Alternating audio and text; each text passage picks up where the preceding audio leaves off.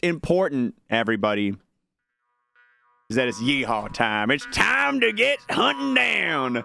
We got 6.5% of game left to do. 6.5% of the game remains. We have done a really good job covering everything south of the Zora region. This entire river and everything below it, basically. So today, we expand our adventure. We're currently hanging out on Kinseen Island. We're moving up to Bonet Pond, and we're gonna essentially explore everything south of this Zora River right here. Oh, I bet you there's a seed right there. Yeah, we're gonna explore everything south of this river fully. Excuse me. That's the plan.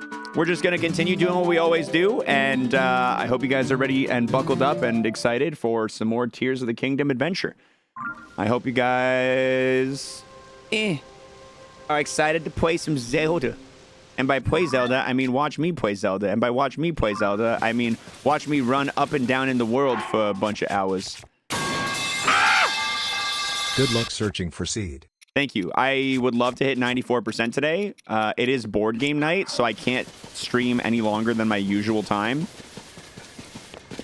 It's board game night with the boys, so I got to be out of here in about 2.5 hours. We'll see if we can pick up enough seeds in 2.5 hours to hit the next percentage milestone. God, I love the metal pipe. All right, bridge. Yeah, we'll... I feel like these bones... I feel like the top of these bones is worth checking. We're going to play House on the Betrayal at House on the Haunted Hill tonight. We're going with an old reliable tonight. I bought the Widow's Walk expansion off of somebody on Facebook Marketplace a little while back, so we haven't played it in like a month and a half or so. I do really want to... Actually... Legit, I was actually planning on calling the local board game shop today. They open at noon, and I start stream at noon, and I want to see if they have Wormspan in stock. I want to call them real quick if you guys don't mind. So I didn't start the stream timer anyway, so I'm going to start the stream timer for Zelda and let it catch up while I call and see if they have Wormspan in stock.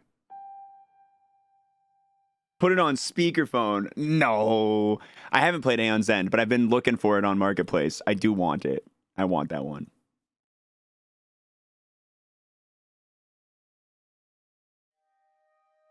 Hey, how's it going? I'm just calling to see if you guys have any copies of Wormspan in stock. Oh, awesome. Sweet. There's no way you can put one aside for around like 6:30, is there? Okay, well, it's on my way when I'm going out tonight anyway, so hopefully it stays. All right, have a good one. Thanks. Bye. Yes! They have it in stock. Hell yeah. I was hoping he might put it aside for me, but he's like, nah, we don't do that. I'm like, fair. Can't blame a guy for asking. Can't blame a guy for asking.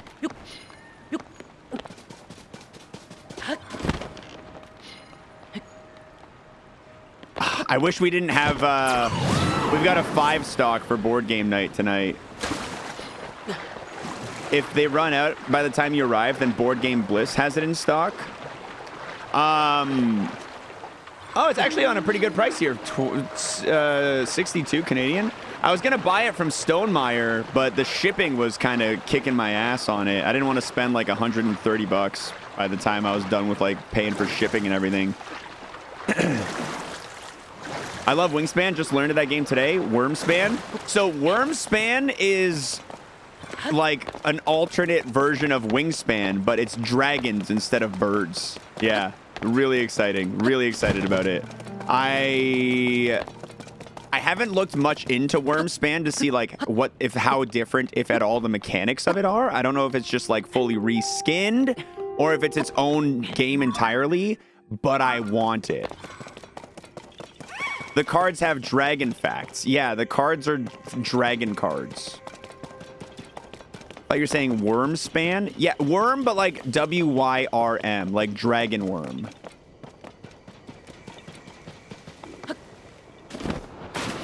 I always miss. When the SNES Mini came out, I had my name on GameStop's call list. They called me the day I was leaving on a 3-day trip. The manager did me a solid by holding the system aside if I paid for the system. 10 out of 10 review for me. Nice. Oh, the stuff on screen is not on screen. Yeah, I'll fix that. Here we go. There we go. Give me that seed. Give me the seed. I want the seed. What's up, Sky? Good to see you.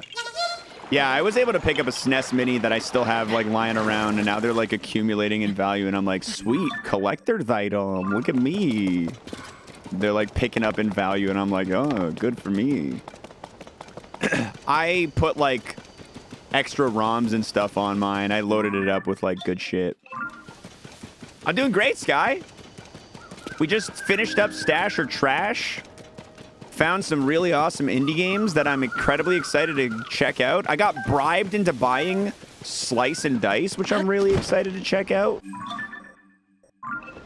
I've just been in deck builder, roguelike deck builder zone today, so I'm like, shit, so many games I want to try out and play. How have you been? What's been going on with you? Anything cool? Anything new? Anything exciting? Any shows, TV shows, movies you watching? I watched like 80% of the movie Ricky Stenicki yesterday.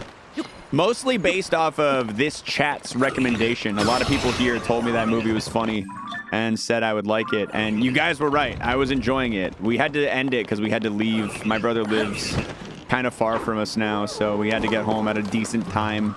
Had to stop the movie, but I'd like to finish it tonight or tomorrow. It was a really good time. John Cena, he's fantastic, dude. I love John Cena. I love John Cena. I think he's got a real good vibe going on right now. All I do is work and kickboxing. There's no time for anything else at the moment. Kickboxing feels like it would be very intense. Are you excited at all about the regular boxing match coming up between Jake Paul and Michael Tyson? I'm definitely gonna watch it. I'm not like sitting here being like, wow, this is gonna be the coolest thing ever. I love Jake Paul fighting old retired boxers all the time. But I want to see Mike Tyson step into the ring. That's gonna be exciting. Wife was about to go to that in person. Oh, is it close to you guys? It's no Muay Thai, but it's enjoyable. I miss my Ontario dojo. No Muay Thai, though. Hope Mike goes for the ears again.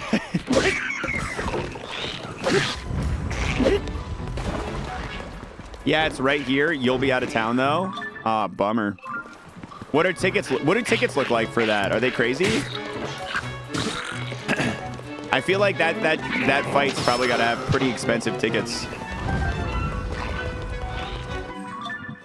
What do they go for? Like 1, 2 gorillion?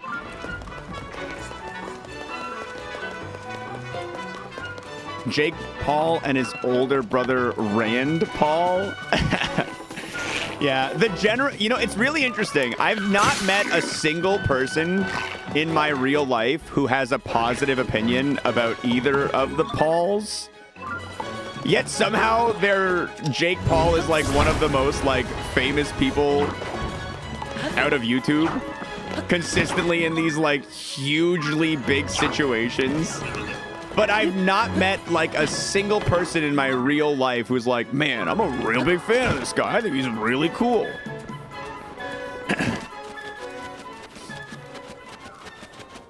Lowest price was $350 for tickets. $350 is pretty, I think that's pretty fair for something like that. Like Mike Tyson fighting is the entire draw of that whole thing. You're right. I don't talk to a lot of 8th graders. I guess that's the demographic that I'm not communicating with enough. I mean, it's fair, Emily. Because at the end of the day, here I am talking about the dude, right? However we feel about him, here I am talking about him. In his goofy ass exhibition matches.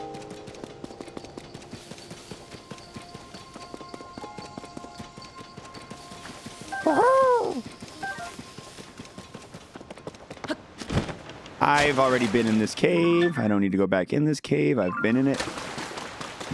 Can I ride this particular waterfall? We're entering Zora region. I should have my water suit on. Yes, I can.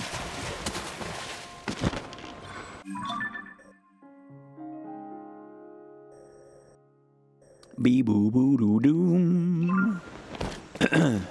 Okay. So this is going to be a tricky area to kind of cover right now because I got a lot of lines in this area based purely upon when I was cave exploring around here. So I'm going to need to do basically a perimeter scan of like this upper ledge. Ah, don't shoot me. That's my impression of somebody who's about to be shot. Yeah, I'm doing impressions now. Ah, don't shoot me. That's my impression of somebody who is got a gun pointed at them. Anything outside of Korok's outstanding? Yeah, there's one well, and then however many named locations exist on the map, I will need to find the rest of those as well. Let's go grab that dragon horn.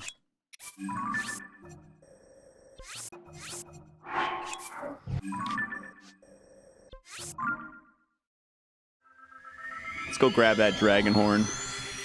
Dragon Now to a guy that doesn't want to be tased. Let me try that one. Oh, please do not tase me. The fart sound effect was me rating my own impression there. Recipes aren't included in the 100%. If I finish the recipes, it'll be a miracle. I am going to try to get as many as I can. I don't know how committed I am to getting every recipe without a guide, though, because, yeah. That's the sentence. That's the whole sentence. I don't know how committed I am to it, because, yeah.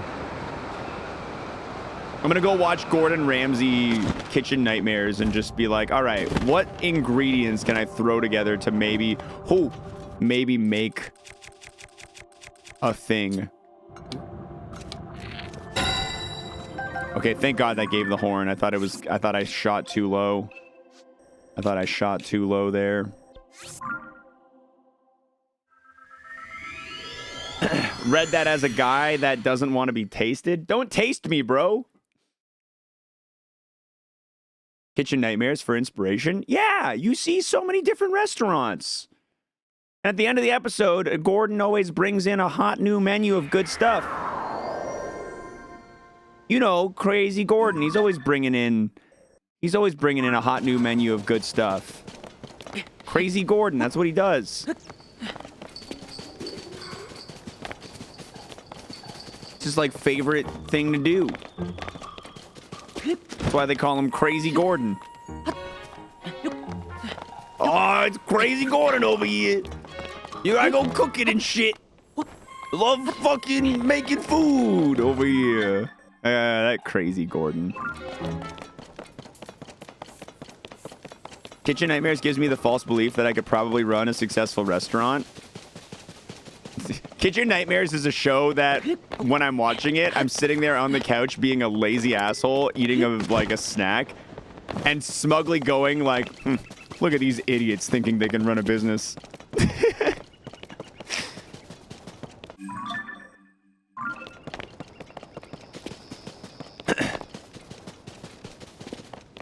I think if I put my hand to it, I think I've got a decent amount of like organizational and general skills that would help in the running of a business. A restaurant definitely feels like one I don't have the experience for in terms of like knowing dick all about food or the supply of like making sure your kitchen has food. But like the other shit, I feel like I can handle pretty well. Like all the administrative shit. It's just that food part about the restaurant that I don't feel so confident in. Not really that big of a deal, but yeah, that whole food part is one that I just don't think I would excel at. Me eating dollar store instant ramen. He burnt the fucking creme brulee. What a goddamn imbecile. What an absolute god tier buffoon.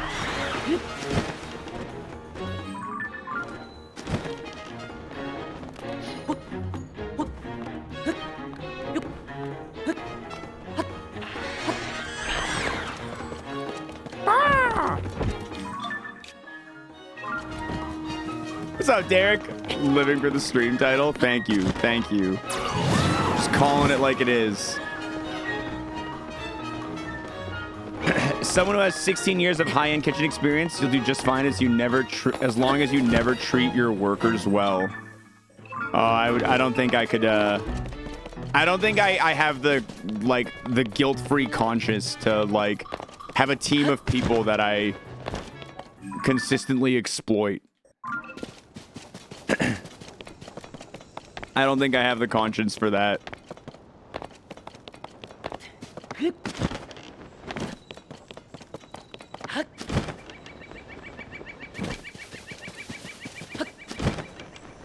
He says while streaming, I pay my mods a fair rate.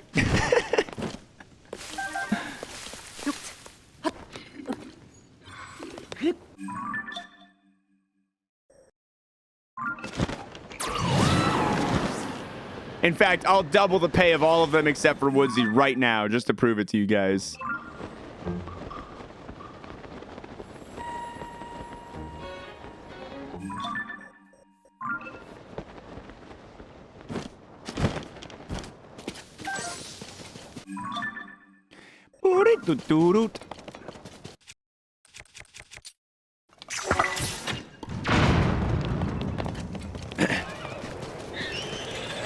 What did Woodsy do? Oh, he already got his raise. That's why I can't give, I can't be giving preferential treatment twice.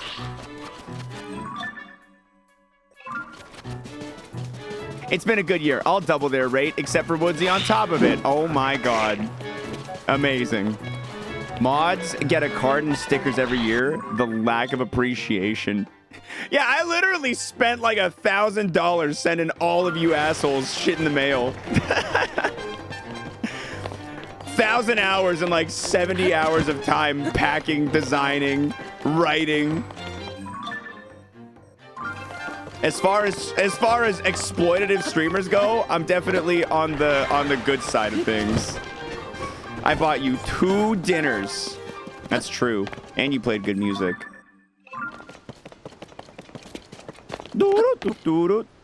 It's just like 1,000 Canadian, right? Well, I shipped the American envelopes out of America, and just shipping those envelopes, I think, costed me 180 American. There were so many of them. Send them a single slice of cold cheese pizza and a copy pasta note about this being family. We're like a family over here in the xwater stream. That's why I need you to make sure you buy a second computer and always keep a second account watching the stream to buff viewership. It's because we're a family.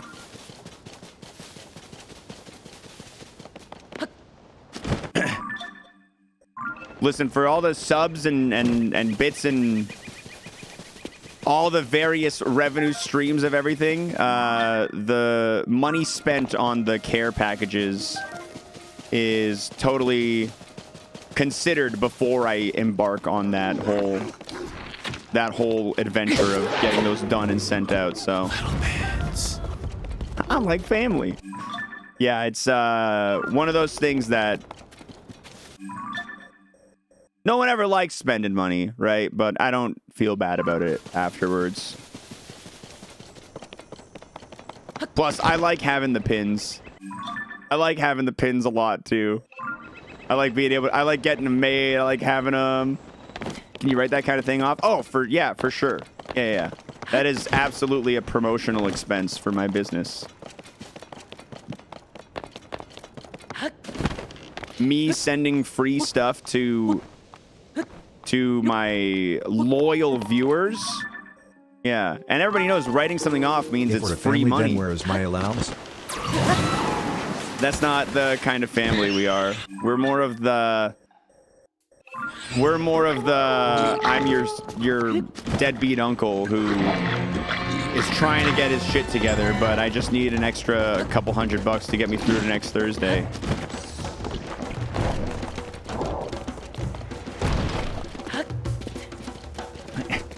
Everybody knows that. Write-off equals free money.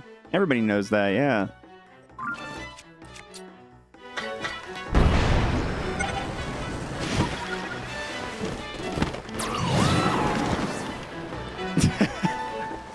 Okay, but this is the last time. Haha, time to go buy some funky cigarettes. Time to go get some of that jazz cabbage. Yeah. All right, I think I feel good about the exploration on the upper area here. We're going to go for a little run straight down to that blue guy.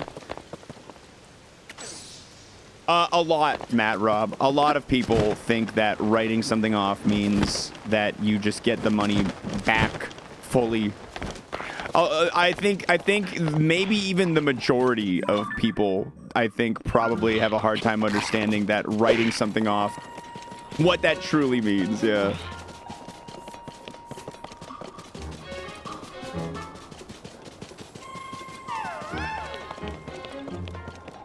Because if you're not someone who does it, you just hear it in shows and movies all the time.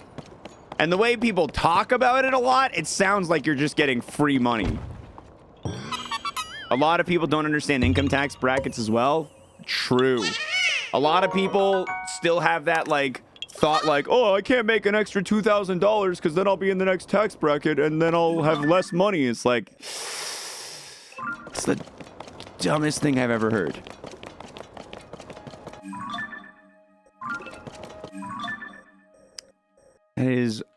That is the dumbest thing.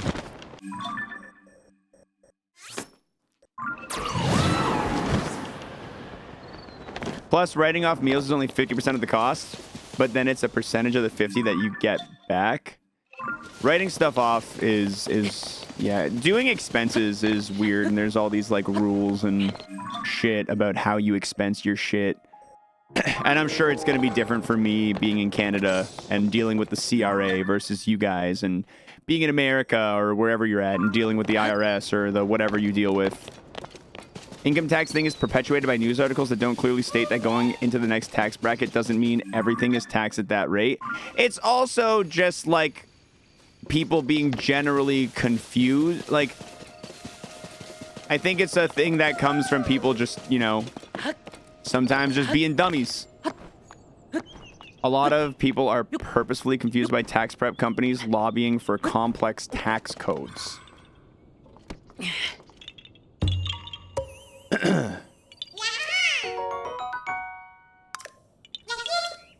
The big tax man. Yeah, taxes suck. Never fun to have to worry about taxes, but it's better to... we do have to worry about them, we might as well know a little bit, right? It's worth doing your... It's worth knowing what you're doing with your taxes a little bit. And if you need to, get help.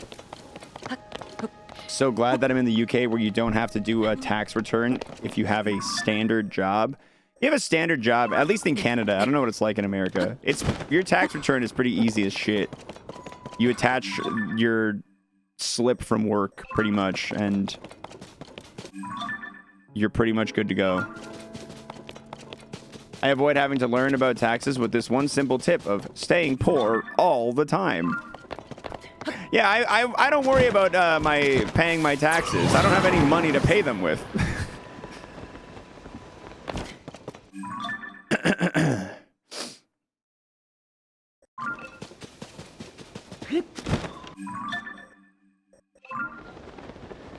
Ba ba boom beep beam.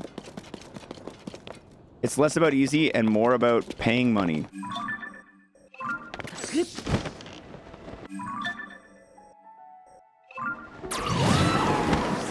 Yeah, I would just do the X-Fire strat of just not pay them.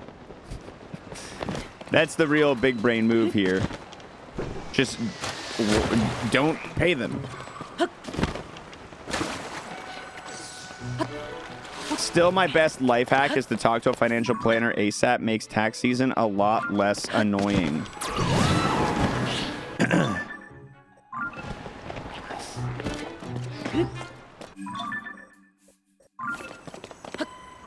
Having a good grip on your finances is definitely one of those things. It's like, it's definitely important.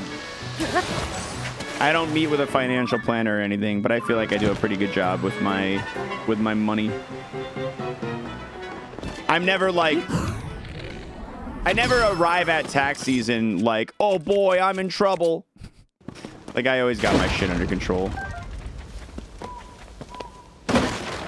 Is that legal advice? No, it's a life hack. Andy's life hack is like, pay for people to do stuff for you.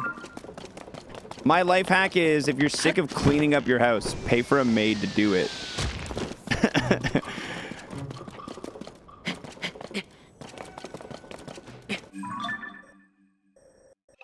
Outsource the lame stuff. Apparently, Kate had to pay a fair amount to the CRA for moving to the UK, which I don't completely understand, but sounds like some sort of penalty. I also couldn't tell you even a little bit about how that's going to work. I know from a few people that I know who work in the States and live in Canada, there is stuff where when you're doing your taxes, you pay both. Like, you pay the IRS and the CRA. But that's specifically with those two countries. And there's like a lot of treaties where, like, after you pay the IRS, you then pay the CRA, but not like whatever you would pay, whatever you would have had to pay in Canadian taxes. You essentially, and I could be so wrong on this, so don't quote me. I think there's like a setup where, like, after you pay the American taxes, however much you have to pay for whatever thing is going on with your work, it's going to change and everything. You then deduct that amount from what you would have had to pay for Canadian taxes, and then you give Canada some money too. I think it goes somewhat like that. I think. Again, I started talking about this as if I knew dick all, and I don't. I know for me, I don't have to pay American taxes because I don't work in America. I work in Canada, even though I'm paid by an American company, Twitch, right?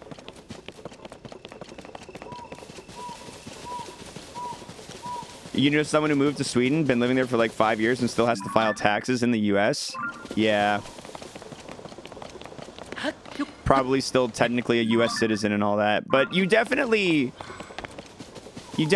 have, like, I don't think a lot of people who move to different countries, if they do everything like properly, I don't think you're being like, haha, you're getting triple taxed, idiot. I'm pretty sure that doesn't like happen quite so much. I think there's definitely like things you can run into, like penalties and confusion and tricky stuff. But if you're able to navigate it, there's ways to get that all figured out and covered. I'm going to quote you and you can't tell me what to do. Okay. On today's episode of Tax Time with Mickey, yeah, this is like the second time we've talked about taxes recently, actually. Why am I talking about taxes? Oh, it's tax season. That's why we're talking about taxes. Like, why are we always talking about taxes?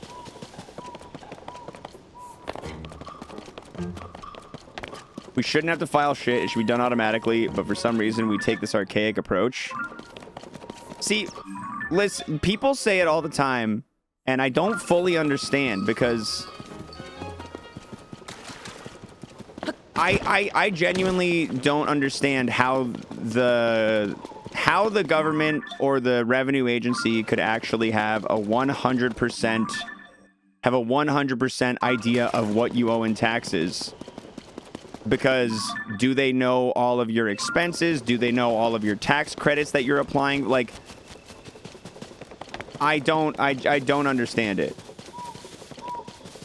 And also, like, that would also imply that they monitor every single transaction that you do, which they can't do with cash transactions. And also, I mean, maybe it's a naive thing to say, but I hope they're not like for privacy's sake, I hope that my every single move is not being monitored by the government. You know what I mean? CPA here, they don't. Like if the government messaged me and said you owe this much in taxes, I'm pretty sure my approach wouldn't be, sweet, I'll pay it. I would be like, wait, did you count this expense? Did you count this credit? Like, so that's why I don't understand the gang of like, just tell me what to pay and I'll pay it as much. Because like, don't you want to have some control over filing your taxes and all that shit? Don't you want to have that? They have a very vague general idea, and if something feels way off, they will order an audit, which is where they go through it all to see if it's above board. They don't just magically know. Yeah, exactly. No, I'm aware of, like, they audit you if things seem off. Yeah. Like, if things are outlandish for you when you're doing your... Like, if you're like, I made no money this year. I don't pay taxes.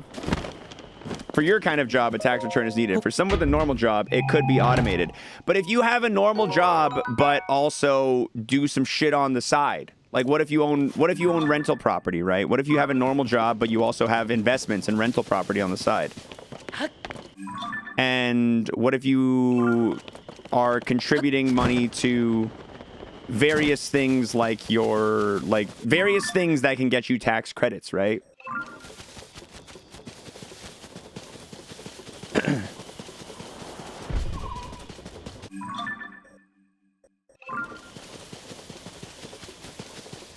I don't know. I can see where you guys are coming from a little bit, but I feel like it's also maybe an oversimplification to like, or just maybe, I don't know, not a great tactic. Just be like, just tell me what to pay.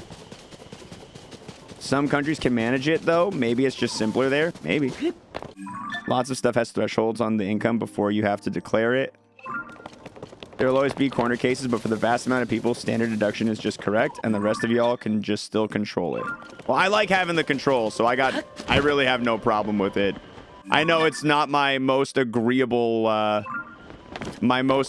position. I don't really have a problem with having to like actually like declare and file my own taxes, but I am running my own business and doing all my own financials and trying to like run, right? Like I'm not just getting a paycheck from a company. So I guess valid that it is different for me between like the average person.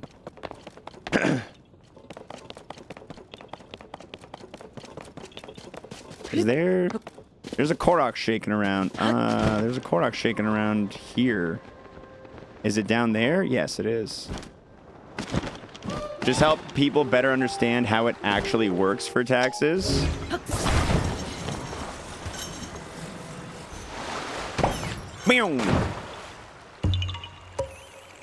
It's definitely an intimidating thing to learn about. Because yeah, taxes, when it boils down to like having to like learn about taxes and knowing that like, all right, the punishment for mistake is potentially jail. Like there's definitely a strong layer of intimidation there where it's like,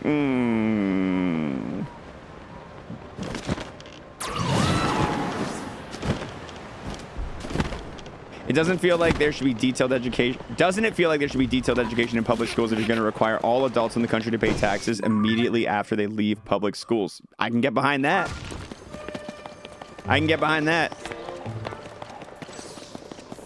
There should absolutely be some education about taxes in public schools.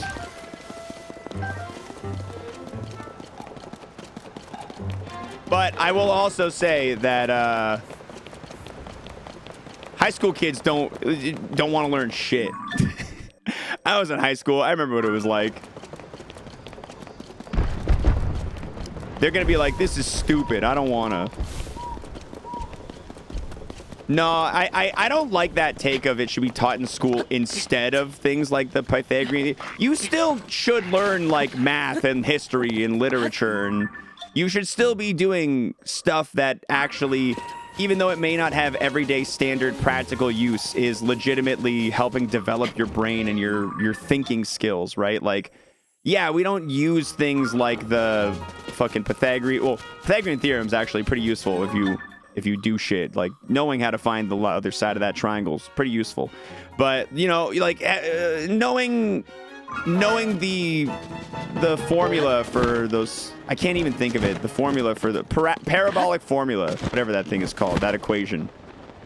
Not that important for your everyday life, but going through and learning it and learning how to use it helps your brain grow and helps you become smarter. And it's the same, like, maybe this is the himbo way of thinking about it, but if I go to the gym and lift heavy weights to make my physical muscles stronger, I firmly believe that going to the library and studying a book of something that is challenging makes my brain smarter. Like, you know what I mean? It's a very simple, barbaric, ogreish way of phrasing it, but just because it doesn't have a practical use doesn't mean that it's not worth doing. Insisting that it's mutually exclusive with knowing how to file taxes is asinine. Absolutely, yeah. I'm not saying we can't teach taxes because we have to teach this other stuff. I was, just to be clear, I was on the exact same page where they don't need to be mutually exclusive. They're actually both insanely necessary, if you ask me. I think they're both just as necessary because it's not like filing taxes doesn't incorporate a lot of those valuable brain skills.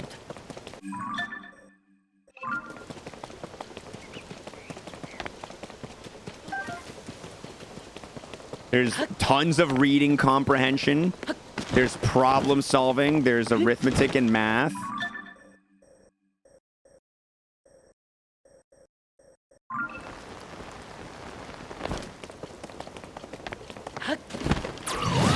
I was saying the money from the customers gets stuck in the washer and dryers. They get what? Oh, money laundering. Oh, you're doing, yeah, you're cleaning your money at the laundry machine place. Yeah. Just like in Breaking Bad. I suppose the downside of not needing to file taxes is not being able to commit tax fraud. You can try and take my guns, you can try and take my rights, but as soon as you take my tax fraud, I'm gonna start fighting.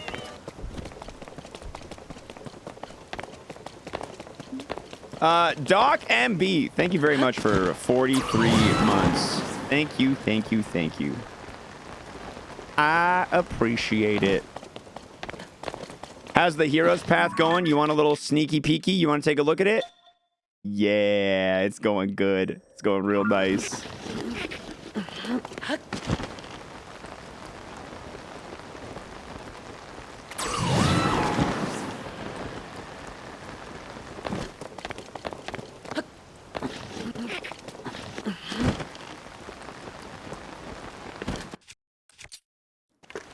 You know what's the real annoyance is, like, I desperately want to move on from the tax topic, but then I keep thinking about, like, stuff about it that's, like, funny and interesting and whatever. And it just reminds me of, like, a YouTube short or a TikTok or whatever I saw of this, like, girl who's like, wait a minute, but hear me out. So I make money and then I'm taxed on that money. But then I go to the store and I spend that money I've already been taxed on, and that store, I have to pay taxes on the thing I'm buying. And then at the store, the people who run the store have to pay taxes on the rest of the money that and it's just some girl, like, slowly as she's unfolding all of this, realizing the various layers of taxation and slowly getting more frustrated. And I'm like, oh, I felt that with my whole ass heart. I felt that with my whole ass heart. Actually, you know what? This will be the final bit of tax discussion before we move on to something a little more lighthearted. Hold on. I hope I find the video here. Yeah, right here. Hold on. This is good shit. This is good shit. Oh my gosh. Where's all your money gone, Donnie? Taxes. 9, 10, 11. He's crying. had to pay taxes, and he's crying. My brother sent me this video. He's like, me and you in 3 months, buddy. The worst part of the game. It is the worst part of the game. He's so sad. I get it. I get it, brother. I get it. Oh, man. It's so true.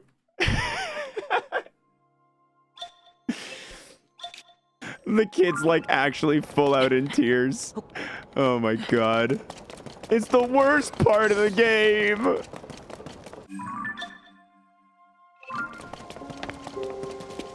Monopoly's doing what it's supposed to do. Crushing the spirits of the youth.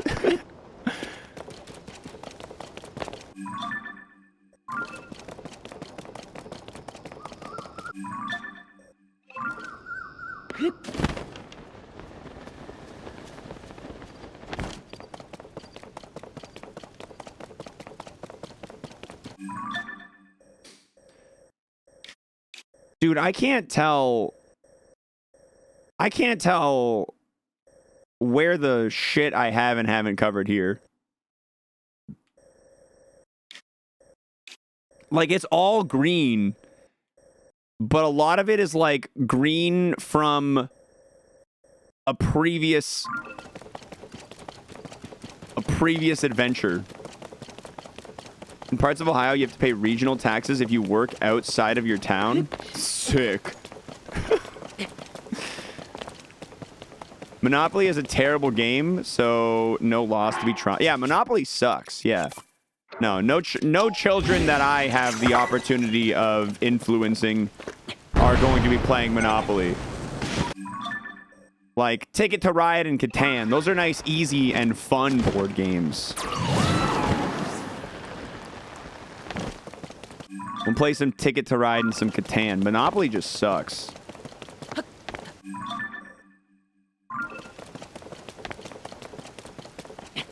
And then once they start getting into the sweaty stuff, we bring out Scythe. Once they start wanting to get a little sweatier, we build out some deck builders maybe. Considering the original history of Monopoly, that's right there is the reason why it sucks. Yeah, wasn't it like the whole purpose of Monopoly to be like an educational tool more than like a fun board game? Some Arkham Horror, the card version. I don't think I actually know about Arkham Horror. Ticket to Ride has ended marriages. Who do you know whose relationship has been strained by Ticket to Ride? I was going for the fucking longest train.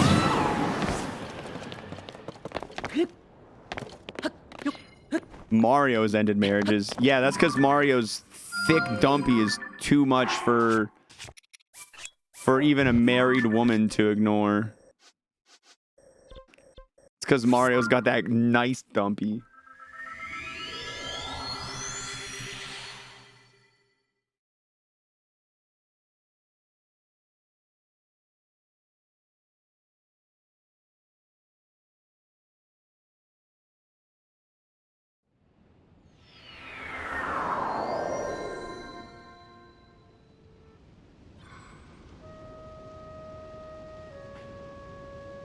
Munchkin is a straight up flawed game. Oh, Munchkin is definitely like my favorite flawed game. Munchkin is a game that is like it's bullshit, but that's the point. You know what I mean?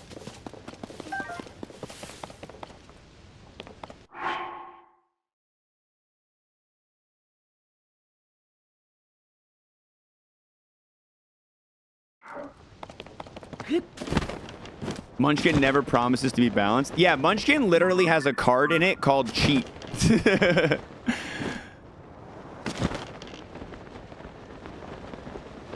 Munchkin is fun for 2 rounds of it. Munchkin's fun if you don't play it too often.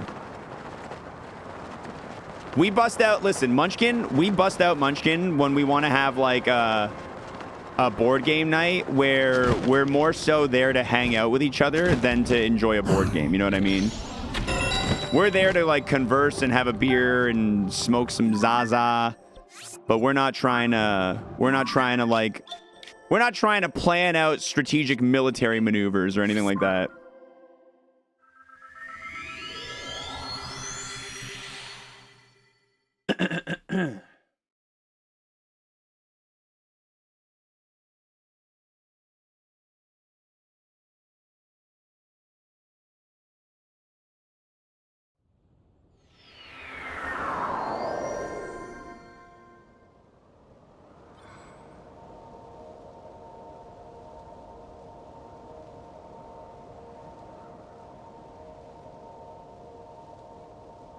May I suggest only one for those sorts of nights? Much better. I don't know what only one is. Can you give me a TLDR? What's y'all's favorite totally cooperative board game? I'm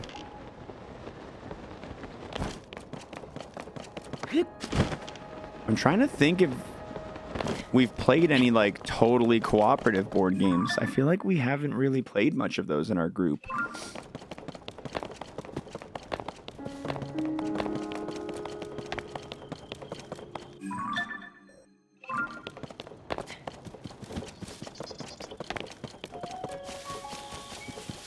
Oh, you know what? There was one that we played a little while ago that was kind of like euchre.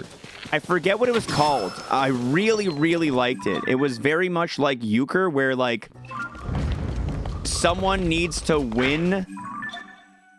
Someone needs to win the game, like the hand, and certain people have certain mission cards, so they need to win specific hands. And there's like 50 separate missions laid out in the like rule book. So it's like, okay, so distribute a mission card to these 2 people, and everybody gets a hand of 5, or whatever. Or everybody gets a deck of this or whatever. It's a really fun game. It's a really good time, but it's also fucking hard. It's also really hard. Only One's a word guessing game where one player gets a secret from them word and other players. Oh, actually, we have played that one. Yeah, I like Only One. But Munchkins definitely hits a different vibe. I like Only One. I wouldn't consider it a Munchkin replacement for me. It's similar to Hanabi. I've played that one too. I like that one a lot, but it's not the same as Hanabi. But I really like that game as well. I think it was The Crew. Yeah, I think it was The Crew. Is it like, is The Crew space themed? Yeah, it was The Crew. I'm looking at it right here. Really fun game. I like that game a lot.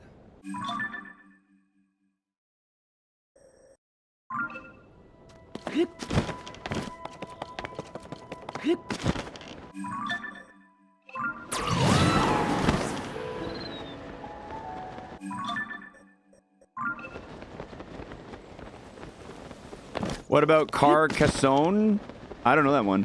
The second game of The Crew is even better. It's submarine themed. Yo, that's dope. Honestly, space and ocean is the same vibe. To me, ocean and space is basically the same vibe. It's like, hey, you're in a really dark, mysterious areas, and nobody really knows what's going on down here, up here, right? To me, they're very similar vibed.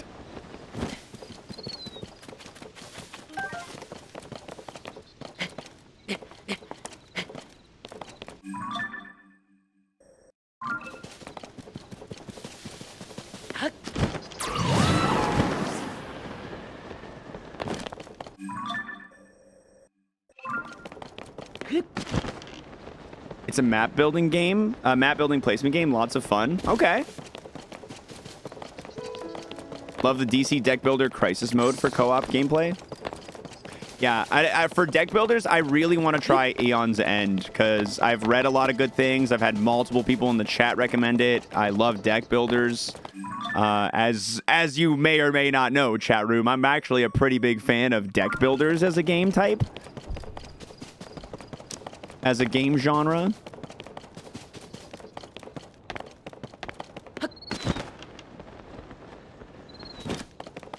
I love building decks. Just got back from a meeting. We recommending board games to xwater. More so just chatting about board games, but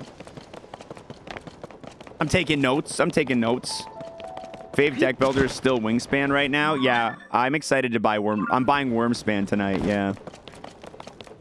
I want a copy of Wingspan as well, but literally 2 of the other people in my board game group own Wingspan with various expansions. So I don't.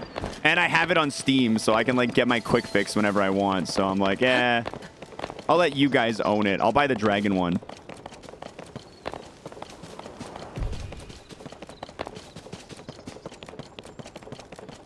Wait, not a true deck builder. Yeah, Wingspan's more of a, they call those 4X. It's not 4X, right? It's more of an engine builder than a deck builder, but same concept. You're getting cards, putting them down. Getting cards, building a strategy. Yeah. Basically, deck builder, engine builder are very similar vibes. I love stuff like that, where your goal is to find synergies between the various available tools and things in the game. So like, I also really liked playing Seven Wonders. That one was like a 4X with like a lot of kind of engine building in it too. I played that one for the first time a few months back. One of my buddies has that one.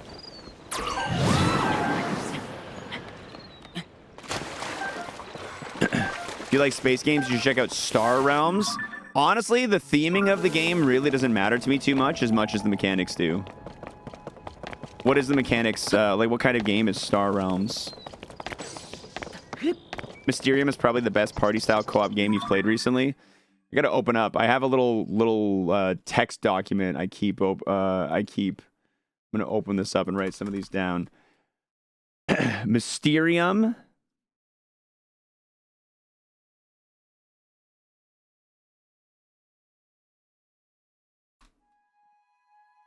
Mystic Veil? I don't know Mystic Veil. Never heard of it. Ascension? Ascension's one I want to try too.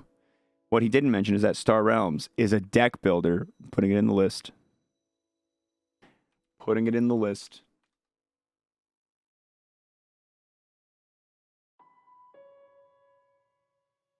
In the vein of casual card game like Munchkin, highly recommend Smash Up.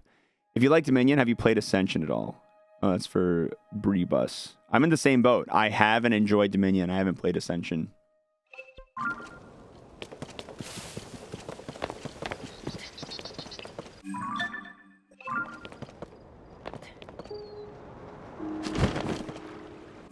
Huh. I really thought this would, I really thought that would have, a little guy.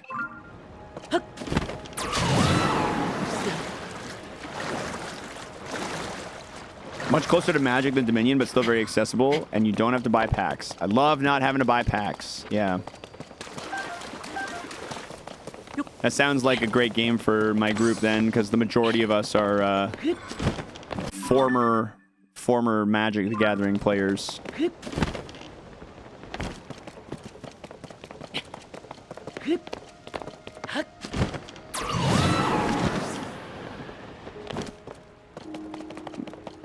I've got magic to gather.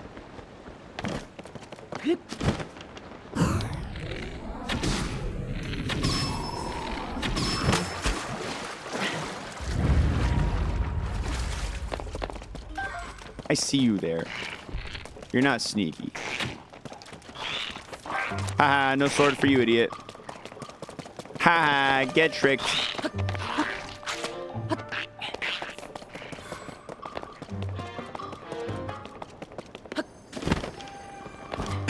Yeah, Dominion has a lot of expansions. I've never looked into them.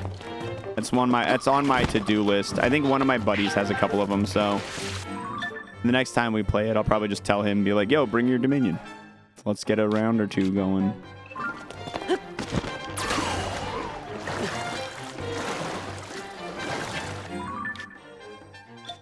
I wish I would have not left this right here. Terrible spot.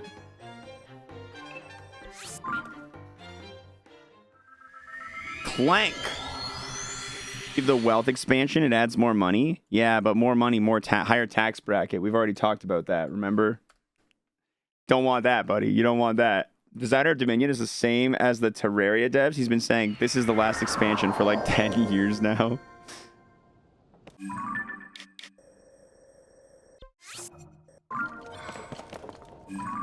Did I go to this dragon? I don't think I went to this dragon, did I? I might as well. Did I go to the ice dragon, guys? Am I crazy? I think I'm crazy.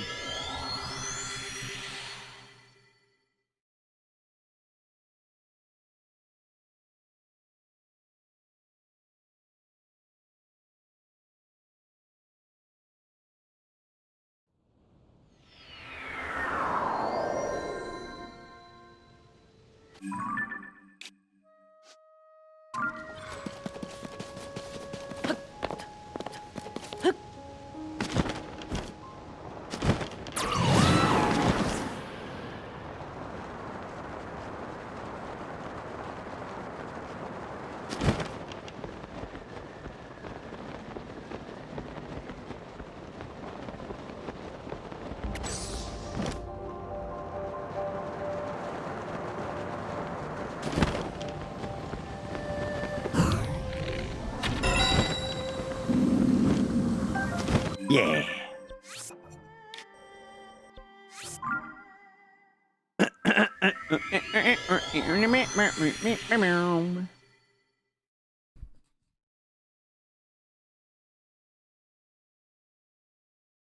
I think my favorite kind of board game is like the risk, not risk in particular, because yeah, now that I've gotten a little more exposed to like high quality board games, I've realized that risk is kind of weak compared to some of the better ones. But like things like Scythe, Cthulhu Wars, the kind of games where you're like fighting for territories and shit like that, and there's good combat mechanics, and I don't know what to call those. I don't know what you call those games, but I like them.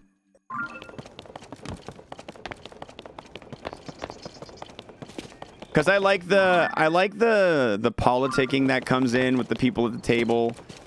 I like the fun that's had from like watching somebody desperately try to maneuver out of the eye of a person who's coming after them.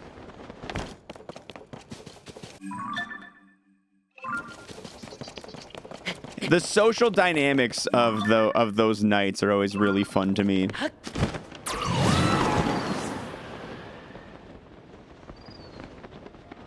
They're usually called dudes on a map game. Yeah, Betrayal's what we're playing tonight, Breba, so I'm excited for that. Betrayal's another one of those fun ones to be like, yeah, we're not gonna have to think too much about this. We're just gonna have a good time and hang out. Worker placement, scratch and itch too, then. It's nice to have it in those games. It's not essential, though.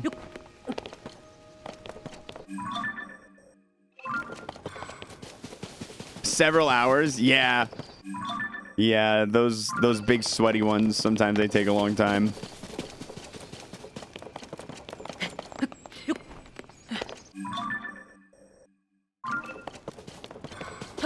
Wee.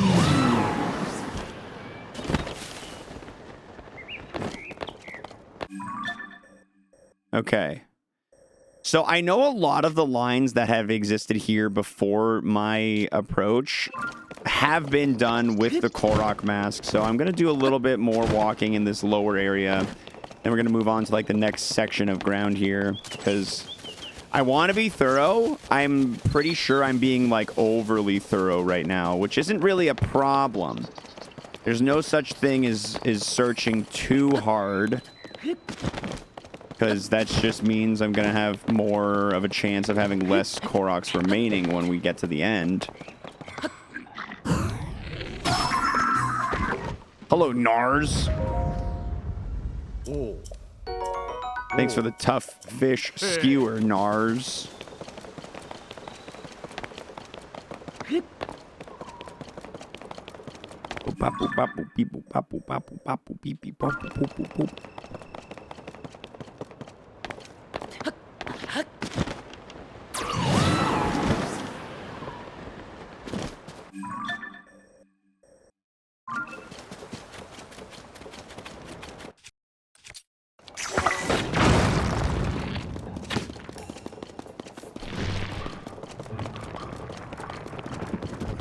They also have a Baldur's Gate version of the Betrayal. I did not know that. That's cool. That's cool. There's a Baldur's Gate version of that.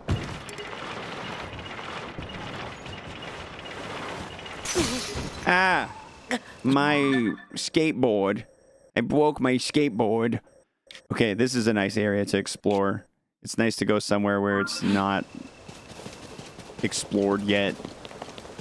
Better chance of finding seeds that way. 93.65. And how much time we got left in the stream today? A solid hour and a half to get, I don't know what, 8 seeds-ish? 7 seeds, approximately, to clean up and...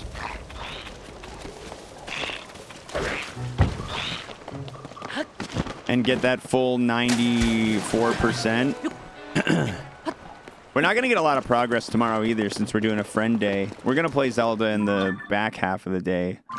But we're going to be starting off with friend gaming tomorrow, so we're going to be in a position.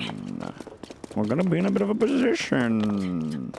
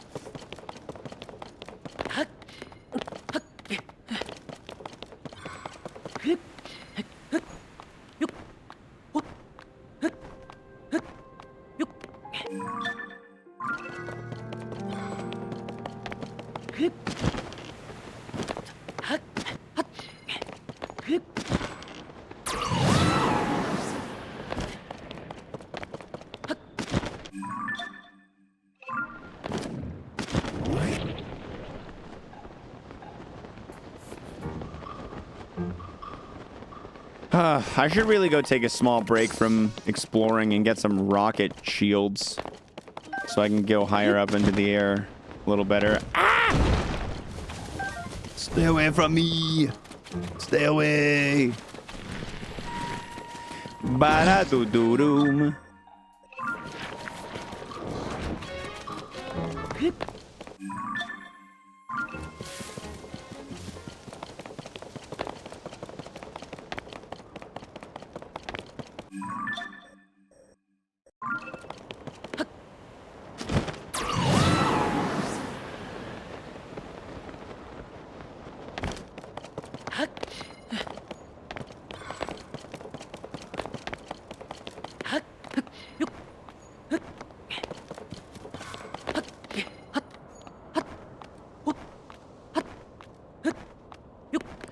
Made it. Okay, let's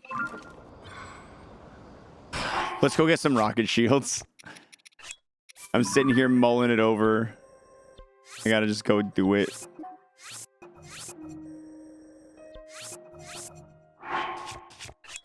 Give me some rocket shields already. Give me some of them rocket shields over here. I need some rocket shields. Come on.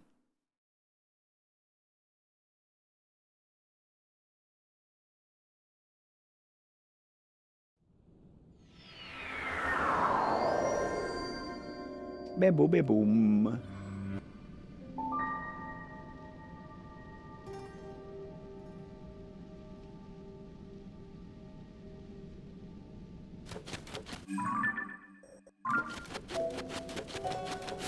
Bum, bum.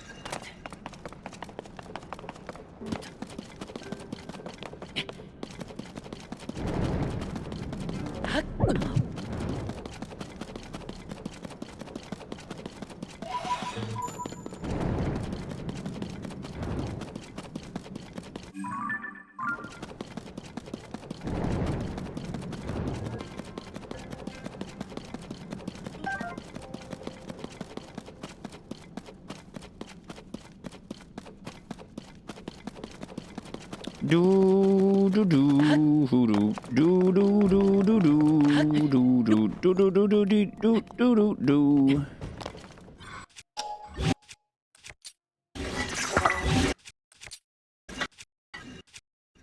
Oh my god.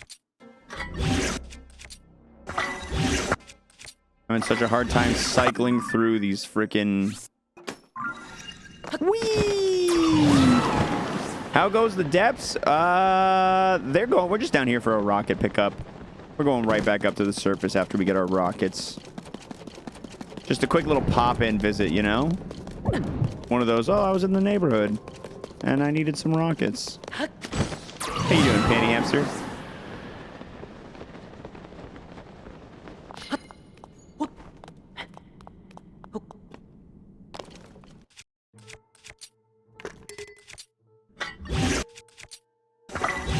I got a lot of spare shields. I got enough to fill up 4 more rockets, but the next rocket thing is kind of far. Yeah, I'll warp here, and there's one close. Boom, boom, boom, boom, boom, boom, boo, doo, doo, doo.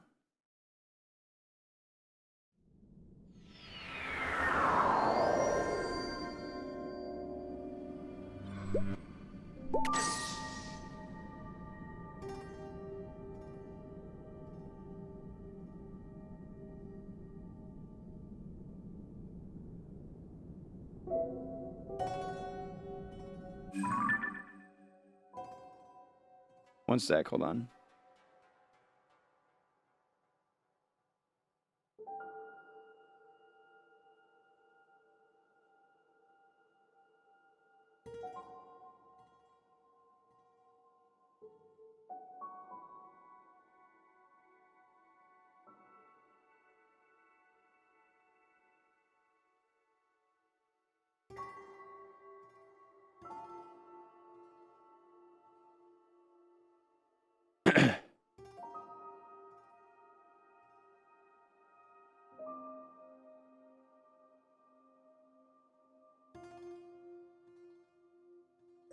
Beep boom.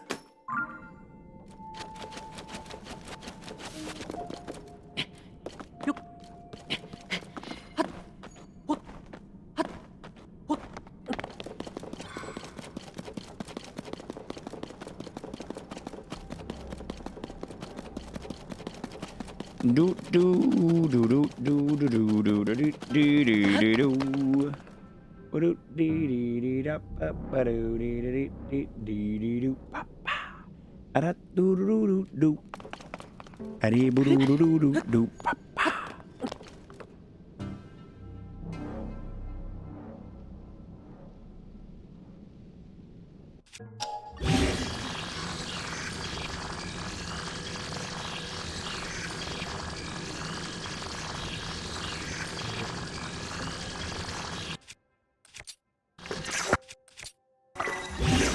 Recipe for speedy fruit. First thing you need to do is get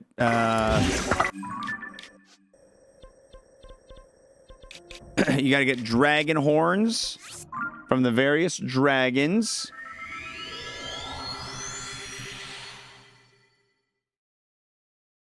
And then you gotta get fleet lotus seeds from the various areas in the world. And then you mix them together. 1 horn, 4 seeds.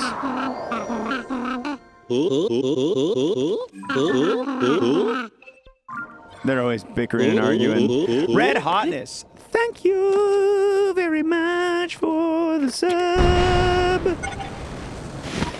All that hard work so I could easily rocket up these cliffs. Makes my life better. Makes my life easier.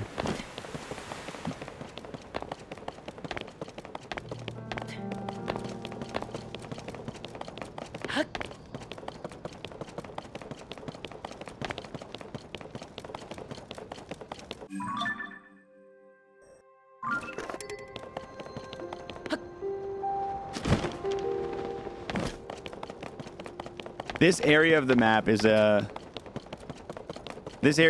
definitely a pain in the butt a little bit to Korok hunt because there's so many like weird cliffs.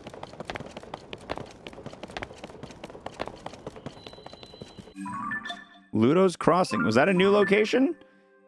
I think that counted as a new location for me. I haven't been on this bridge yet.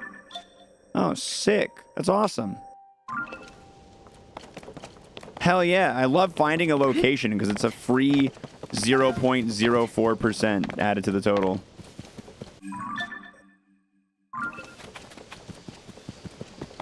Should be a 1 in 5,000 chance that Link grip slips when he pulls with the paraglider and you just smack into the ground. Just faceplant. Yeah, I'd love it if Link just became a fucking pile of mush on the ground.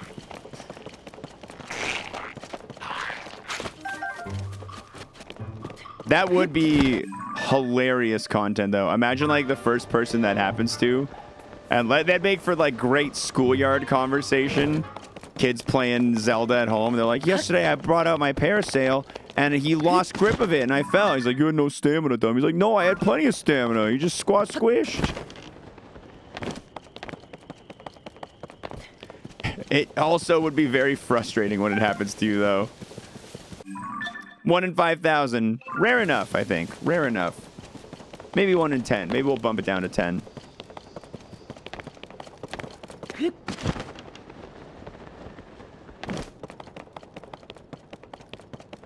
Is that like Smash Bros. Brawl with the random slipping? Yeah, exactly. Which is why I'm like, I'm thinking about it. I'm like, oh yeah, ooh, actually I hated that. I hated that in Smash Bros.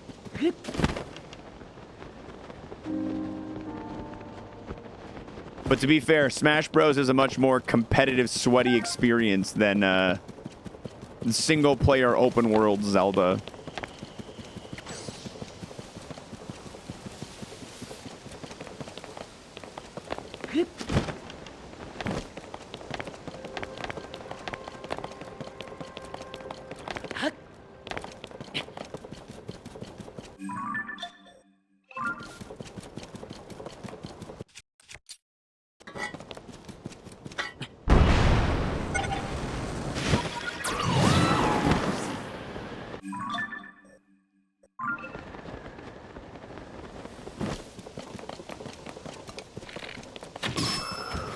See ya. Look at all the frogs. I just found a frog pond.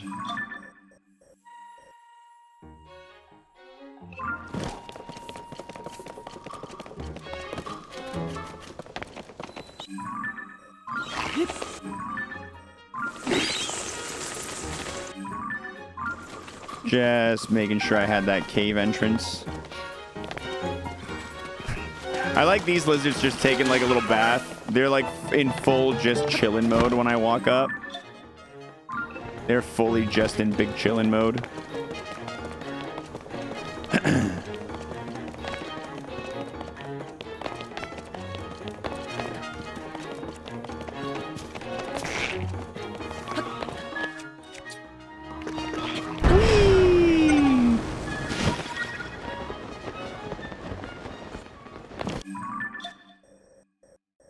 I've been around here a lot of times for, I think mostly for the Fleet Lotus seeds.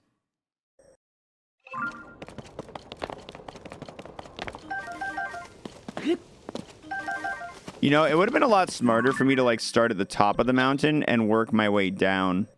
I think once I finish this little zone, I'll probably start working that way. That'll be a lot smarter. It's a lot easier to go down than it is to go up. Gravity and all that.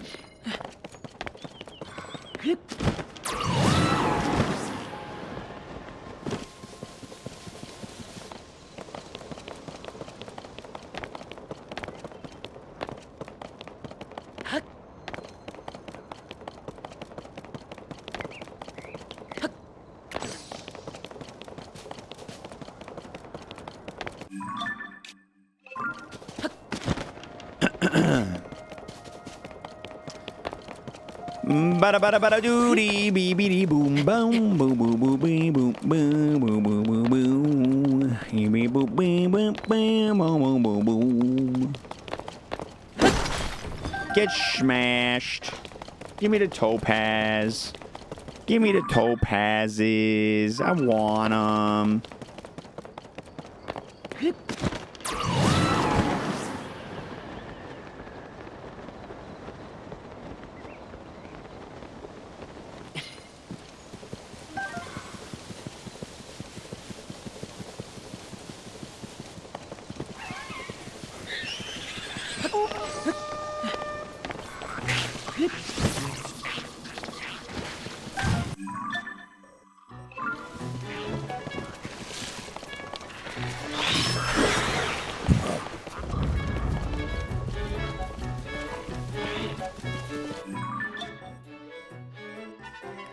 Do do do do do do do.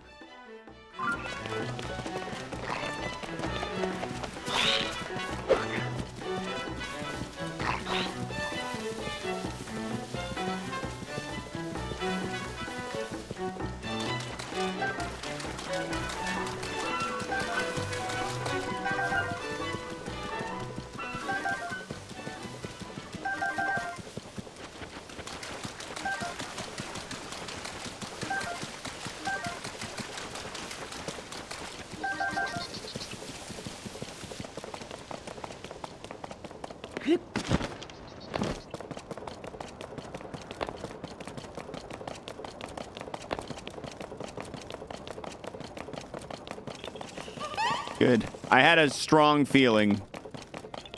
I had a strong feeling we would find one up here. Oh, it's gonna go backwards. Okay, that's fine.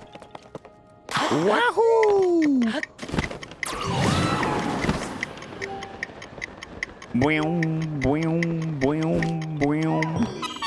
Skibbity beat the boop.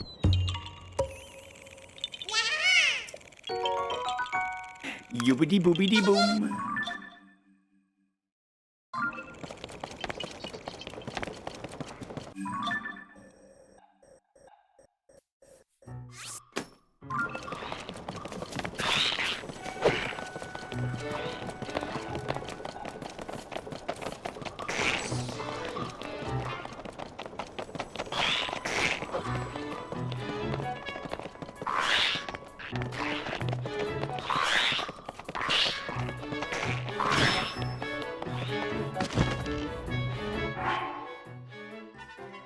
Boo doo doo doo doo doo.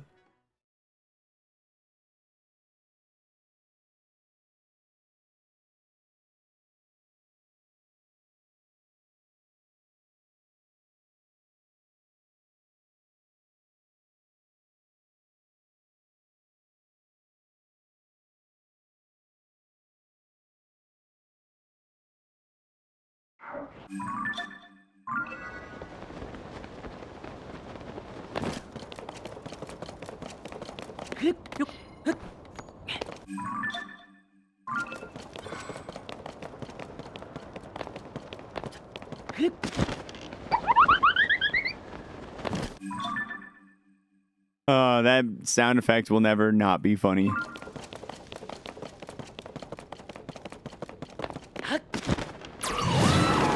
Okay. We've got this area done. I'll get the Veiled Falls. Haven't been down there ever. Probably going to be a seed somewhere around there. And there's maybe going to be one somewhere. Maybe not. Ooh, the Zora Domain music. Ooh. Let's do let's put one of these down and get some verticality. Do some verticality scanning here. I want to make sure I'm not missing anything important. Oh, he's going through them. Don't forget about Agent 47 with his toad yell.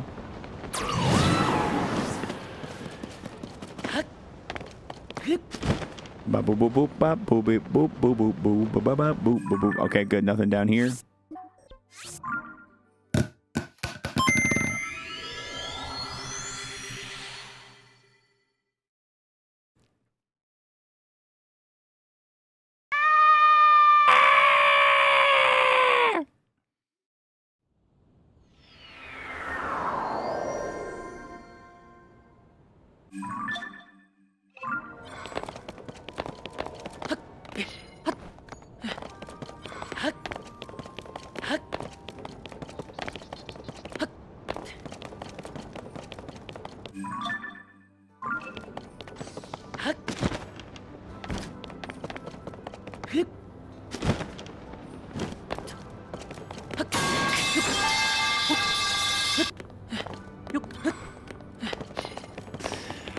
Knock, knock.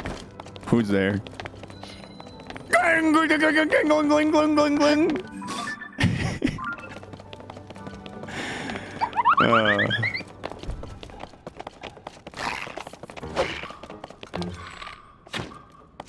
I shot you in the head. You were holding up a shield, but I dodged the shield. I shot you in the head. Don't even act like I didn't, you punk. Oh, you're exploring uncharted territory, dude. 11? There's a seed right there. I'll grab him in a second. Ba-da-doo-dee-dee. Skee-bee-dee-bee-dee-boo-doom.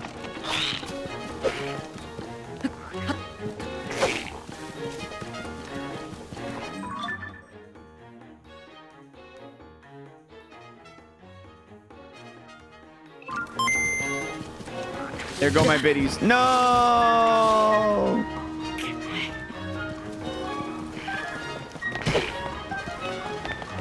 They're gone. I will pipe no longer.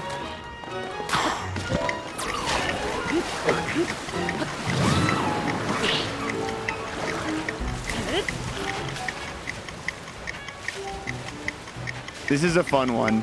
I like this. That's a great Korok seed.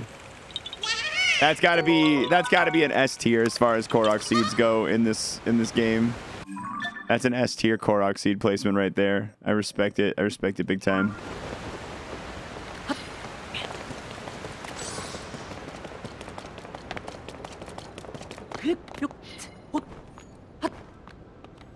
Bop boop beep boop boop boop boop beep boop boop boop beep boop boop boop boop boop boop boop beep boop boop bap boop boop beep boop boop beep boop boop.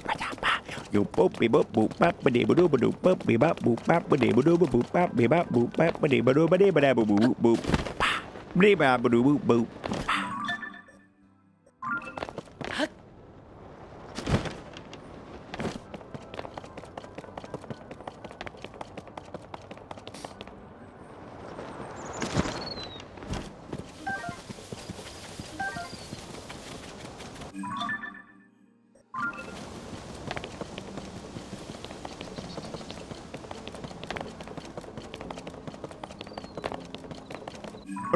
93.78. Welcome to 93.78. I feel like that's I didn't feel like a radio station when it sound like that. 93.78 the hits. Playing all your favorite oldies from when you were still young, you old bitch. That would be, you know what, maybe a controversial like radio spot, but if a oldies throwback radio station did that, like playing all the favorite hits from the 80s, 90s, and 2000s just for you, you old bitch. I think that'd be really funny. I think that would be really funny.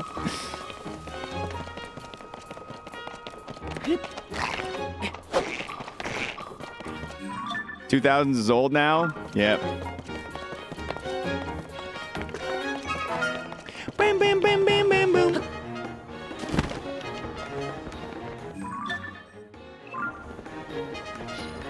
Classic rock like Green Day.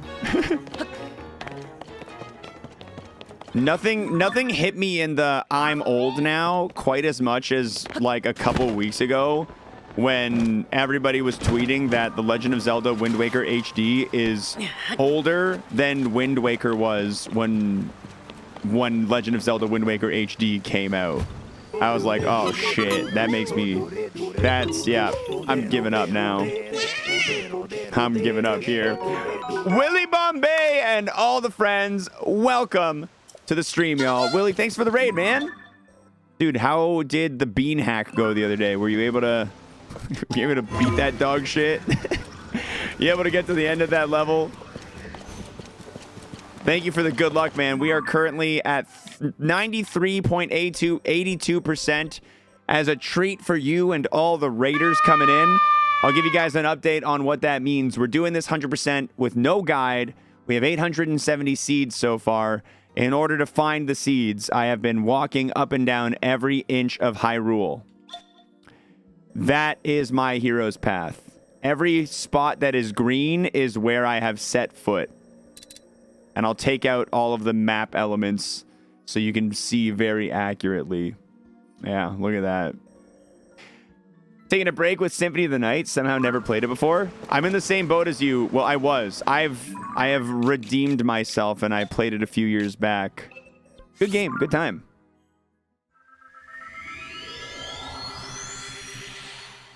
Symphony of the Night was a good time. Looks like a fingerprint. Yeah, it's everybody's hero's path who does this is going to be just like a fingerprint, completely unique, but an incomprehensible mess to anything other than computers.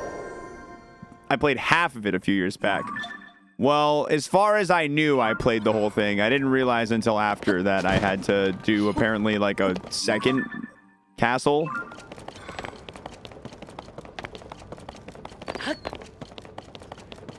I thought I beat it. I could have sworn I remembered credits rolling. I'm pretty sure I remembered seeing some credits. So I was like, sweet, I did it.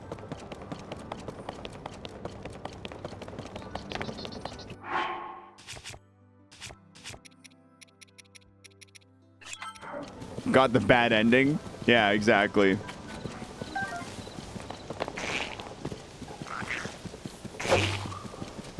I'll have to go back someday. Go back someday and redeem myself. Make sure you get the good ending, Willie. Make sure you get the good ending. Or don't. It's your first playthrough, so have fun with it.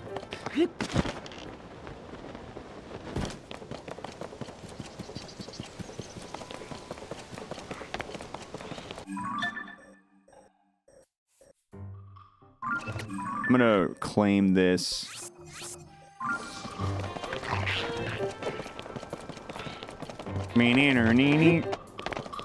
And now I'm gonna put it down right here.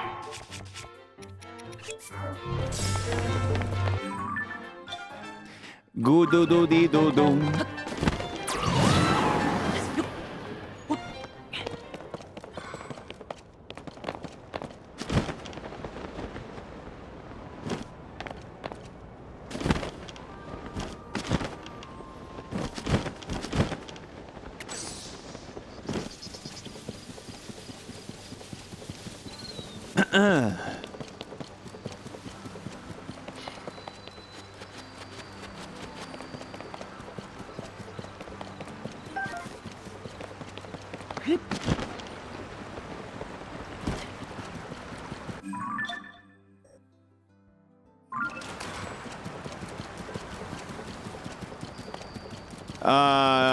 Skibbity toilet. Skibbity dum dum dum. Yes, yes. It's the best I could do for you, Woods. You put me on the spot, man.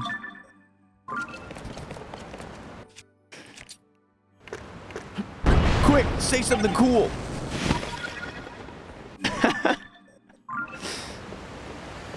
It worked. That's right, dude. Skibbity dum dum dum. Yes, yes. Skibbity doubledy yeep yeep.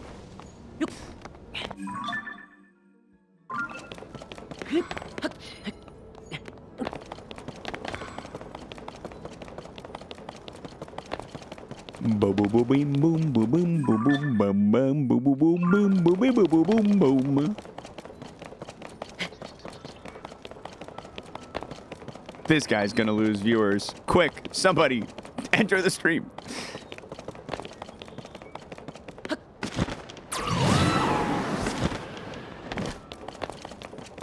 I'll have you know, I am the... Let's check, actually. Hold on, what position am I in the Tears of the Kingdom directory right now? Top 2, come on, give me top 2. Number 1 in the Tears of the Kingdom directory. Number 1. You're talking smack to the number 1 Legend of Zelda Tears of the Kingdom streamer right now. And number 2's got some distance to climb if they want to catch me. Number 2's got some moves they gotta make if they want to catch me.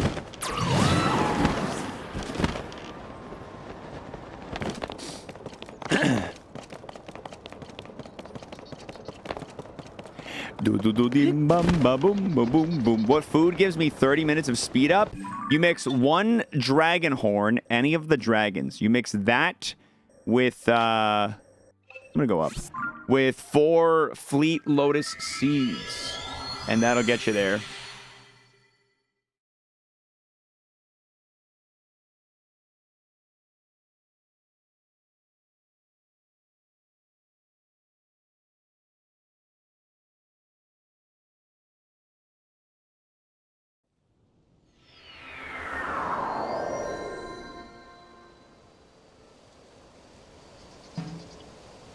Bum, dum, dum, dim, bibbidi bim, bibbidi bim, ba, ba, bum. He doesn't seem impressed. It's okay. I've got more important things to do in my life than impress a kid. Out of all the kids I'm worried about impressing, that's not one of them. I've got 30-year-old bald programmers to impress. Okay, that's why I'm here. He was initially impressed by the skivvy, but he's acting like he's too old for it. That's just youth. That's just youth, you know? One day he's gonna hit an age where he's like, you know what? I should just embrace the things I like and not try to act cool. And it's part of growing up.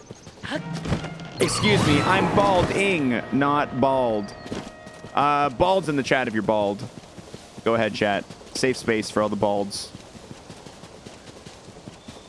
I might be 30 years old and bald, but what was that third thing you said? Programmer.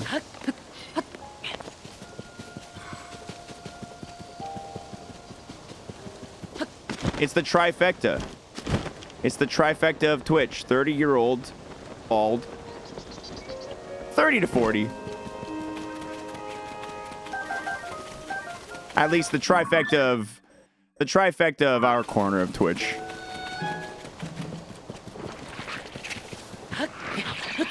What if you're neither bald nor a programmer? It doesn't make any sense.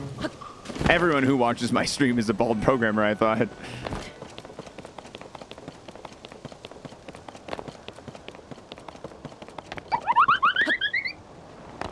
No, you know what'll really get him? Check this out. You know what'll really, really get him? Check this out.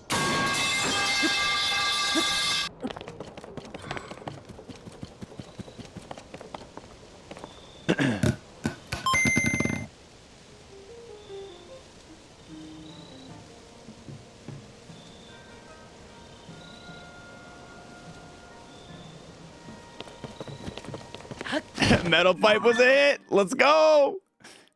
Listen, to anybody who has 9 bits, hear me out, guys. Hear me out. To entertain Woodsy's nephew, hear me out. Everybody who has 9 bits, get your 9-bit cheer typed in. And everybody hit enter at the same time. I'll count it down from 10. At 0, you guys all do 9 bits at the same time, whoever is willing to.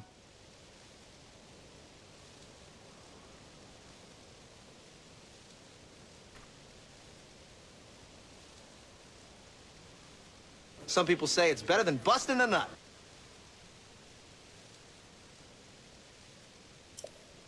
Okay, I'm gonna count down now.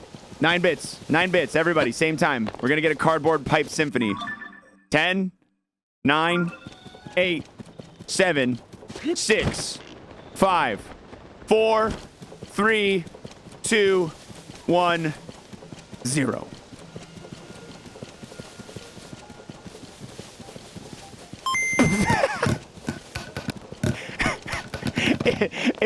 It repeated so fast that it didn't even play like the first 6.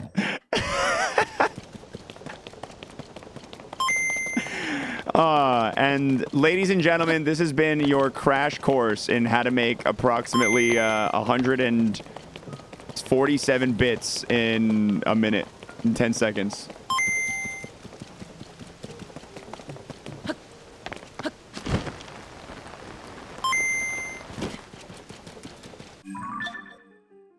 Boom, boom, boom, boom, boom. Oh, dude, we're getting quacked. I can't believe how often we're quacktivating. You've got enough for a quacktivate? Quack it up, chat room. Quack it up. Quack it up. Quack it up. I'm going to do everybody a favor and move the bit alerts to the corner of the screen just for right now so that we're not covering up this riveting gameplay with these sequence of 9s that are going. Oh my god. Pipes and quacks at the same time? You're going crazy over here, dude. You're going crazy over here. Woodsy, is your nephew impressed yet? Have we put on a good show?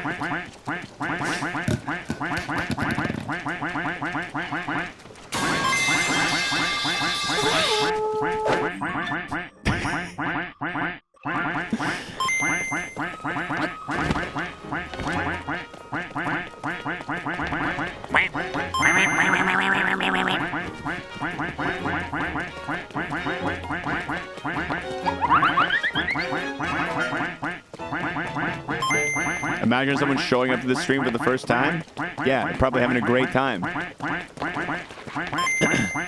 They're probably having a terrific time. This is good stuff right here. This is primo content right here.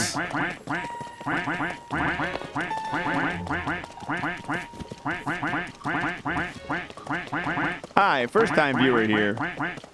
Weird, how'd you get that day 1 sub badge? How'd you get that super long streak?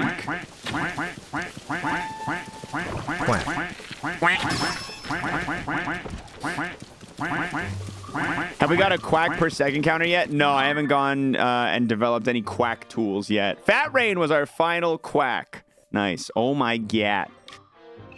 Oh my gat. Heck yeah. Last quack. That's just my nickname. Super Long Andy. Yeah, I've heard that. I've heard that actually. Oh my gat! Meow meow meow. Meow meow meow meow meow meow meow. Hell to the yeah. Dude, the big primer. Thank you, Thor. Thank you very much. Bo-do-de-do-doom. No worries, Woodsy. Have a good day, dude. See you later. What's up, Will, Fast and Furia 1, 2, 3, 4, and 5? Love the username. Love the full range there. There's a coal rock under this seed. I pick up this coal rock. He's under this seed. Jacoby has 27 month of subscription right here. That's what I'm talking about. Yeah, yeah, yeah. Thank you very much. Hoo, hoo, hoo. We have 93.86% completion. Yeah, yeah, you. We actually are on pace to hit 94% before the end of stream. If we find like 1, 2, 3, 4 more seeds before the end of the day. Before the end of the day in this next hour. If we can find 1 seed every 15 minutes, we'll be on pace, guys. Not a drill. This is a real life situation here. That was a rock, not a seed. The seed was under the rock. You're not using your eyes, ears, or sense of taste. You're not using your full capabilities here.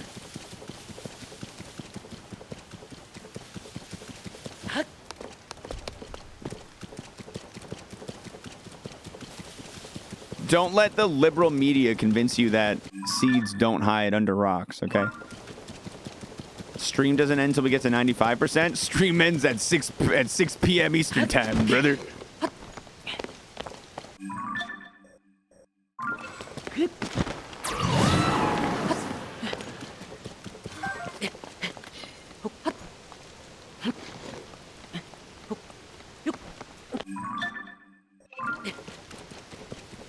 Got to get that Twitch taste subscription worked out. Tasty Twitch. That's gonna be the new meta for the booba and butt bus streamers. Once they release Twitch Taste, that's gonna be the next stage. Hey, Azora Shield.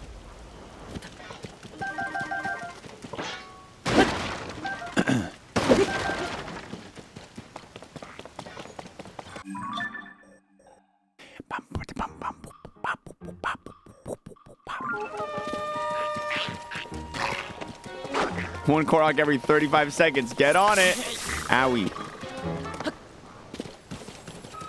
Surprised the Gamer Girl bathwater was never made its way to a beverage line. I'm surprised Gamer Girl bathwater made the sort of cultural impact that it did make, honestly. If I'm being honest, I'm surprised Gamer Girl bathwater. You know, every time I believe in humanity a little bit, I realize that that was stupid and I shouldn't have. I realized just how stupid of a thing it was for me to believe in humanity a little bit.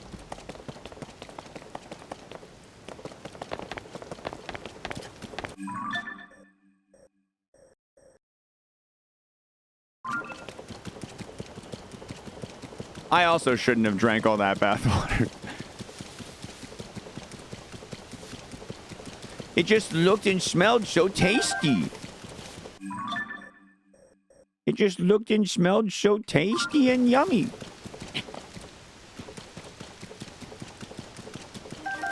I thought it was clean. It's bathwater. I thought it was clean. I didn't think it'd give me a tummy ache.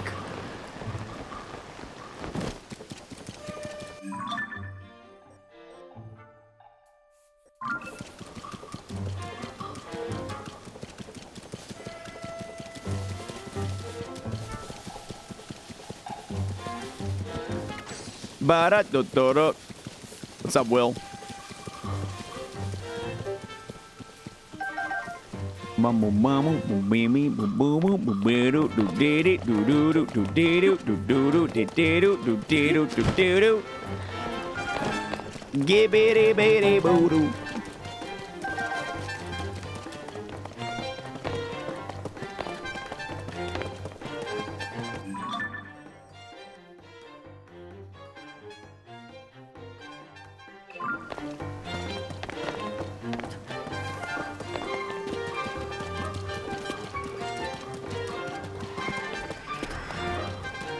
Hi, Uncle xwater. What's up, wheat bread? I got to hang out with my nephew yesterday, dude. It was a great day. I introduced him to video game music for his first time. He was bopping around in his little rocky chair, and I put on some Donkey Kong Country jams. I put on the athletic theme from Mario World 2 Yoshi's Island, which is by far, like, that music was designed for a baby. You play as a baby in the game. Well, you play as Yoshi, but you know what I mean. That's some like, babies love that music. Oh, was it posted somewhere? I didn't realize it was posted anywhere. That's how you become the favorite uncle? Yeah, I'm slowly working on it. I plan to claim that title.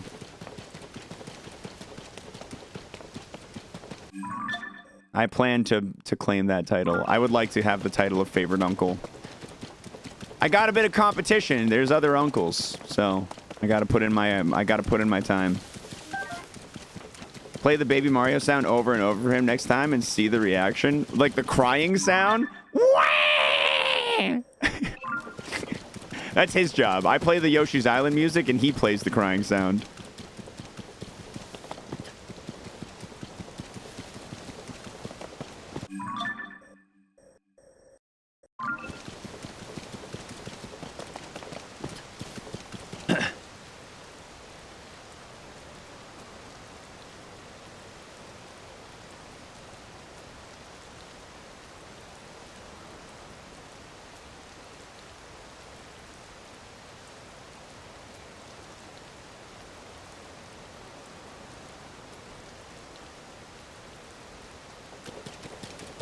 Ba-ba-da-da-do-do-do-do-do-do-do.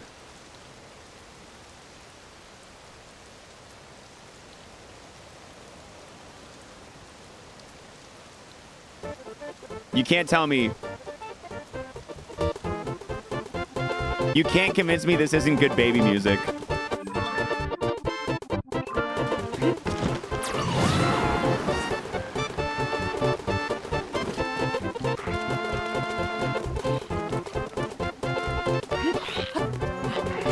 It's got everything.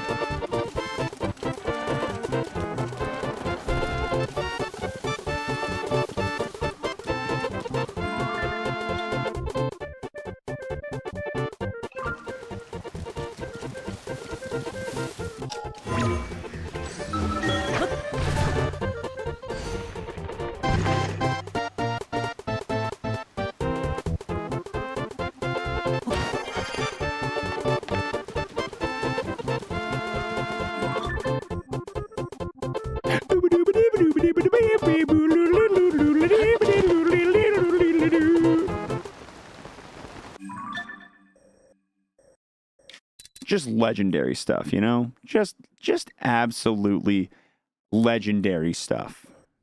All right, I'm going to go down on this ledge and do a lap. I'm going to go down on this ledge and actually, how high is that rock right there? I can go to that. You'd still rather have the Pokemon TCG Game Boy soundtrack? I gotta see if the baby likes that. I gotta test that on him next time. For some reason, I think it's not gonna hit quite as hard with the baby.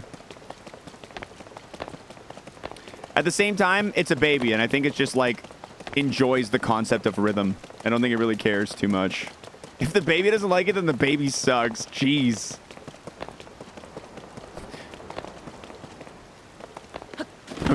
How dare you insult that little angel?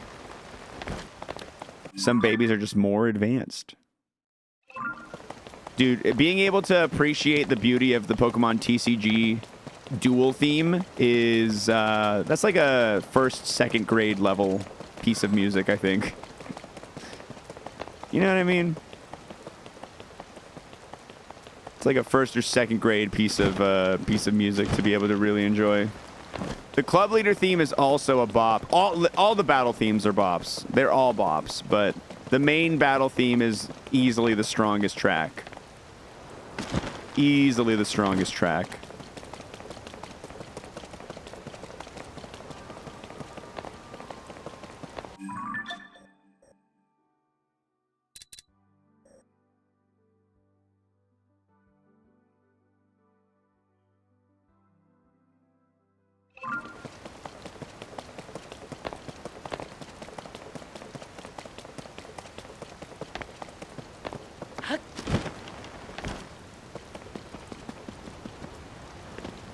Ba-da-ba-da-ba-doom. Re-boot-a-beep-ba-doop-ba-doop-ba-doop-ba-doo-doo-doo-doo-doo-doo.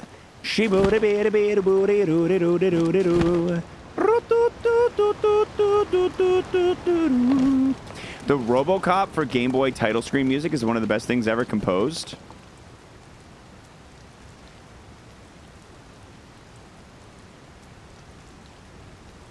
I gotta hear this.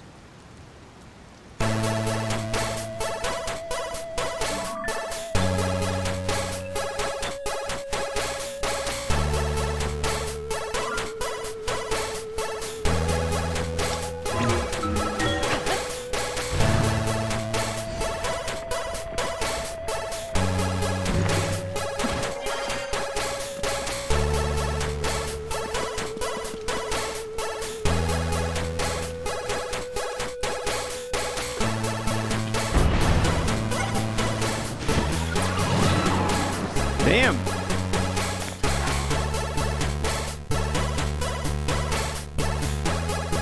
It's hitting pretty hard. It's hitting pretty hard. It keeps going.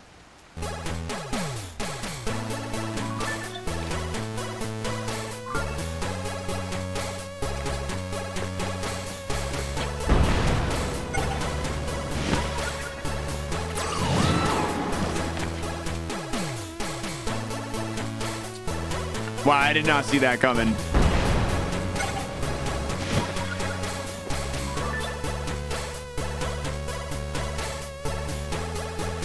I did not see that coming. That's dope.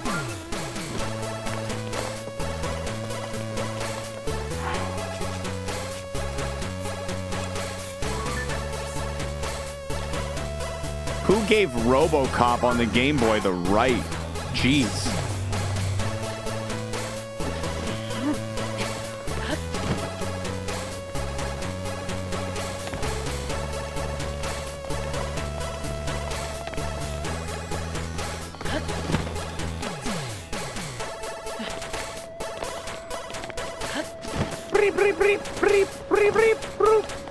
Had to be going through one hell of a breakup composing this. I've heard this song before. Yeah, I know where this comes from. This comes from fucking pain. I know exactly where you came up with this idea.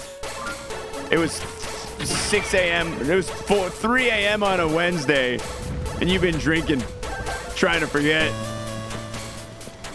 Trying to forget the good times and the bad. Because forgetting would be easier than all this fucking pain I feel.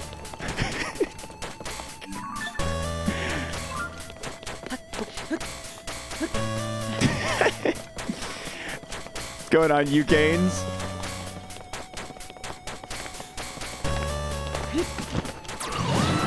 If you've got a strong submission, Andy, I'll consider it. I'll consider it. What do you got? You gotta let this finish out, though. RoboCop ain't done yet. I'm currently having an emotional breakdown listening to this. Bop bop bop bop ba da bop ba da bop.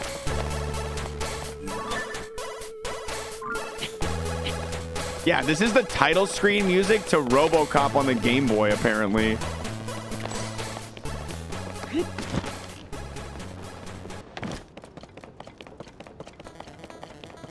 Here's Pictionary's title theme.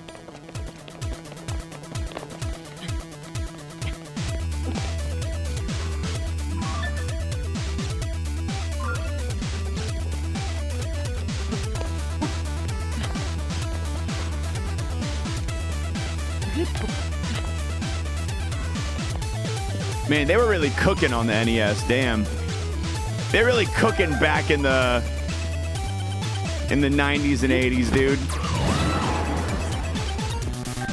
For the title screens of various weird licensed video games.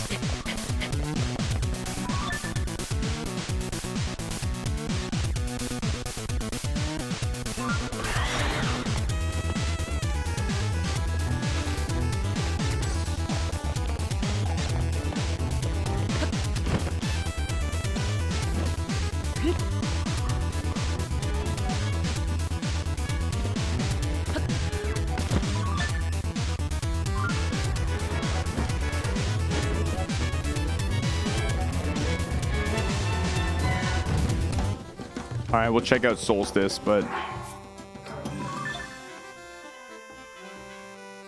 everyone pay close attention to the Korok mask so that we don't miss any seeds while we're listening to music.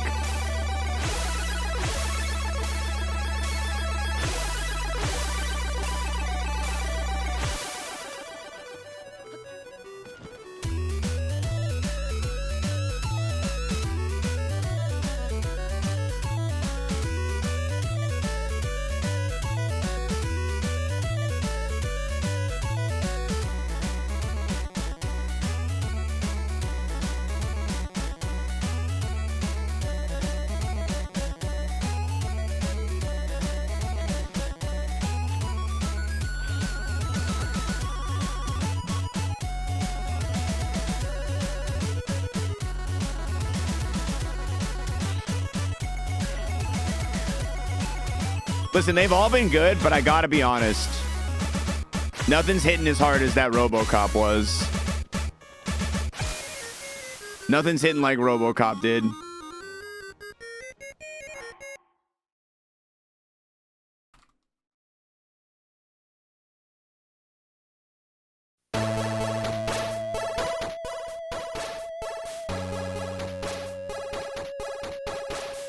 I gotta run it back, man. I gotta run it back for RoboCop.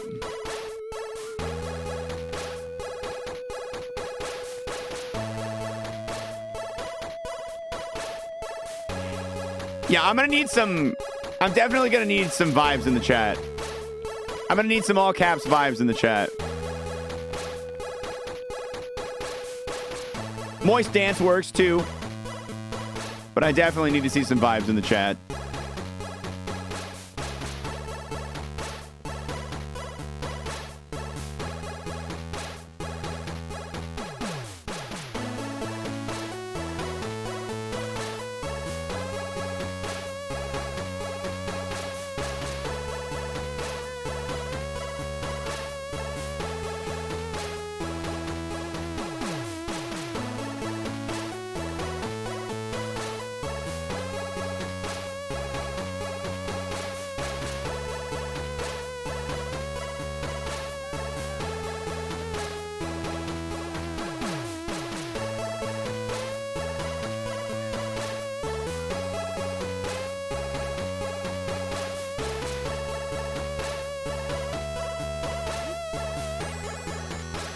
Oh, that breakdown.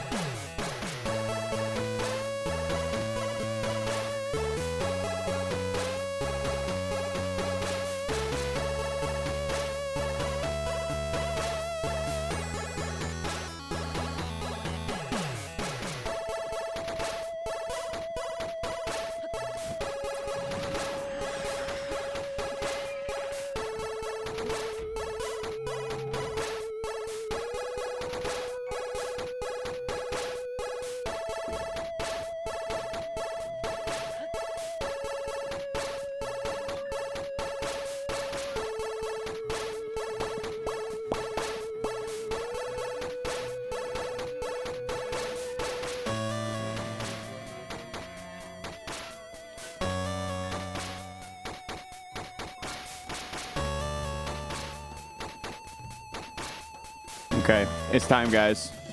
We got to go back to the stinky Zelda music so I can hear the Korok mask.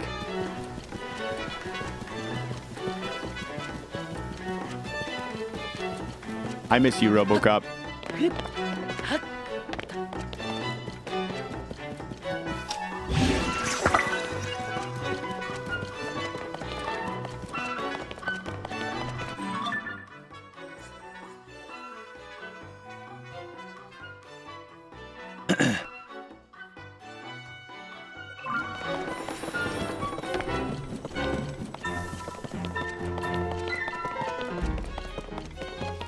Gurururiri.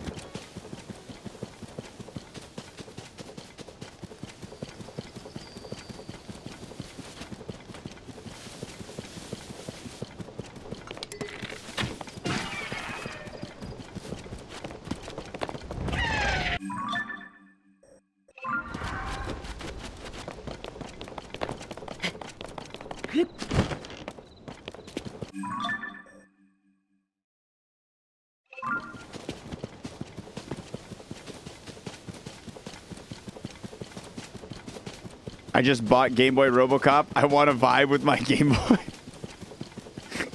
I got on eBay as soon as I heard the song. I had to own it.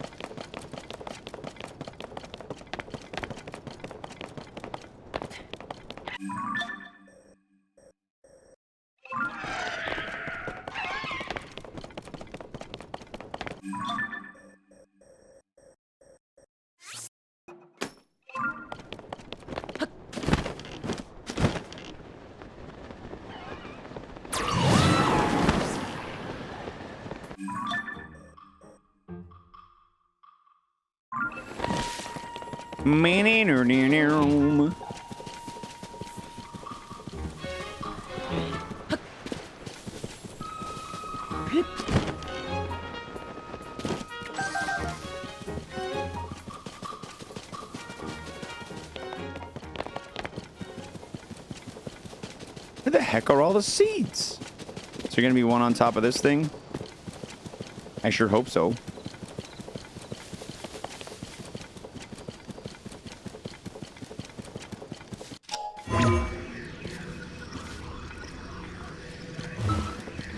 Found a spot.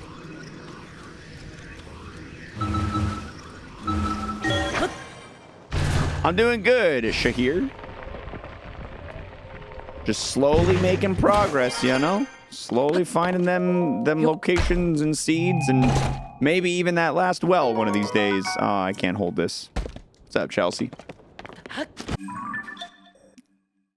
Broop, broop, broop, broop, broop, broop, broop, broop, broop.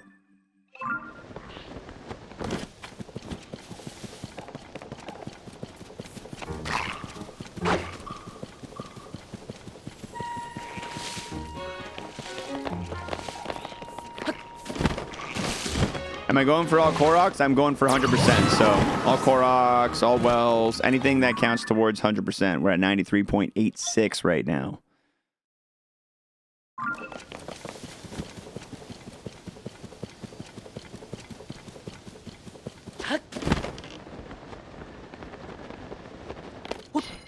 It looked like there's going to be a Korok up here, but this is a different... That's not a Korok kind of rock. That's like a regular rock kind of rock. It's just a regular rock.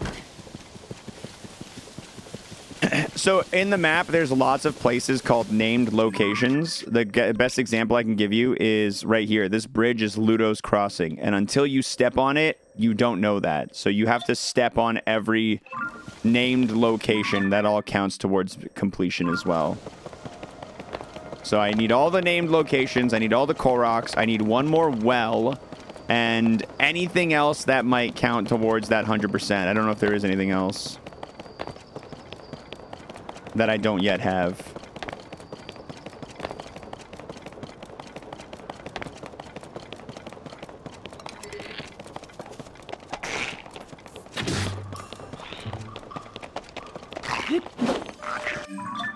Ba-da-doo-dee-doo. Ba-da-doo-dee-doo.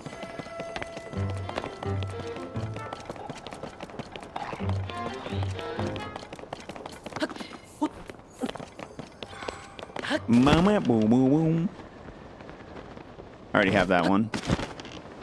That guy's already here.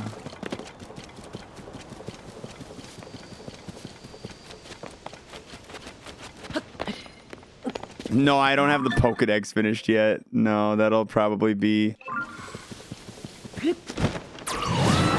something we look at a little later. We still have enough map left to cover that's my main focus. Most of the things I still need pictures of are just various undamaged or undecayed weapons in the depths. The various non-decayed versions of most of the weapons is the majority of what's remaining.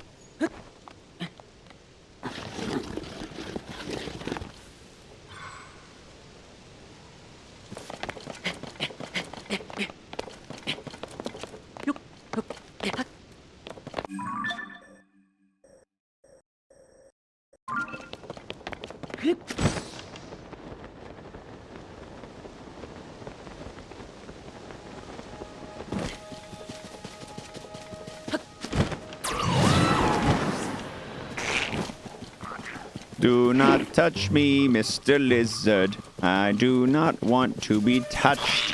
I would like to be untouched. So don't touch me, Lizard Man.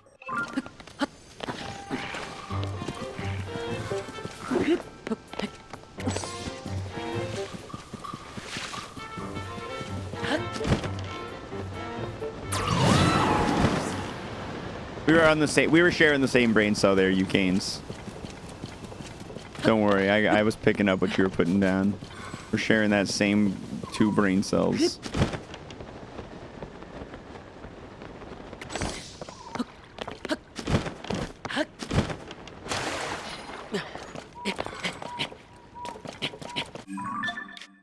Okay, that feels sufficiently explored, that little spot. I need to get this cliff right here. I need to get this cliff right here. I'm gonna go back.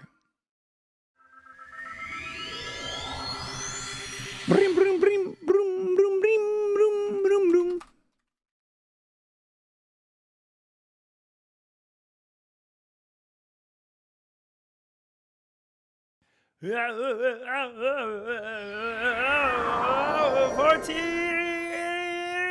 Months. See that same brain cell. We both knew it was a good idea. Thank you for the 14 months, dude. Appreciate the resub. All right, I gotta go here and then just do an up and down on this lower cliff zone here. I want to clear out these. They're distracting me. Map flex? I'll give you guys a map update in just a short minute here. I want to get my, make sure I'm doing my hunting nice and good here. Oh no, my speed food. How many horns do I got right now? 1, 2, 3, 4, 5, 6, 7.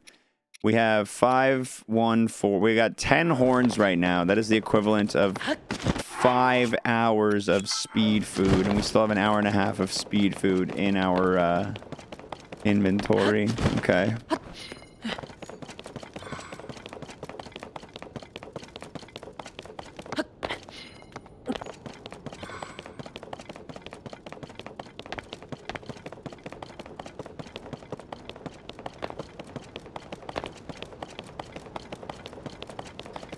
Check under the rock you passed.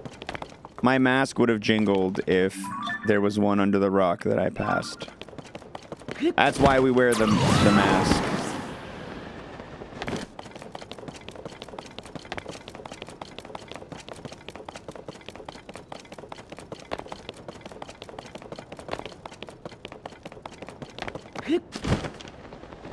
Otherwise, I would definitely have missed a lot of the more well-hidden seeds. Little nut hiding in the tree type of seeds. You find a lot of them, but you miss a lot of them too.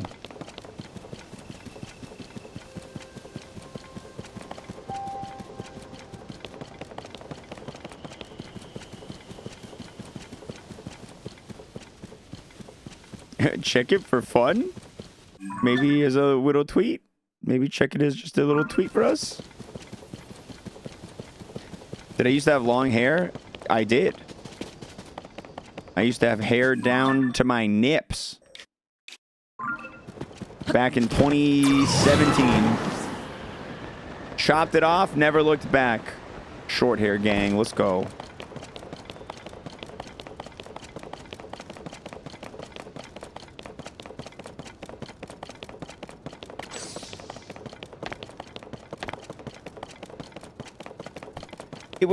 It was tubular, dude. It was way cool. I think we all have those periods of our lives where we look back on and go, that was a little cringe. The long hair, I don't look back fondly on the long hair. I definitely look back on it and go, that was a pretty bad fashion decision I was making.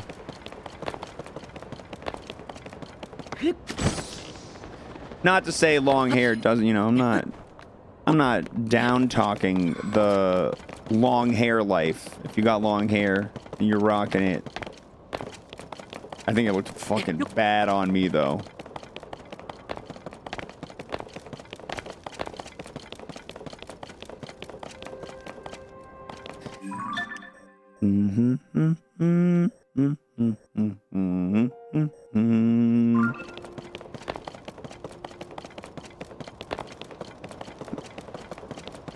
Taking my $5 back. Bald in the front, long in the back. The bald mullet. The most distinguished of hairstyles. The balding mullet.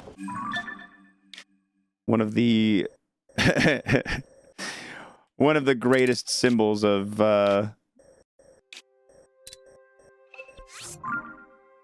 just raw sexual aptitude. The Bullet. That's a good name for it. The Bullet. I like that.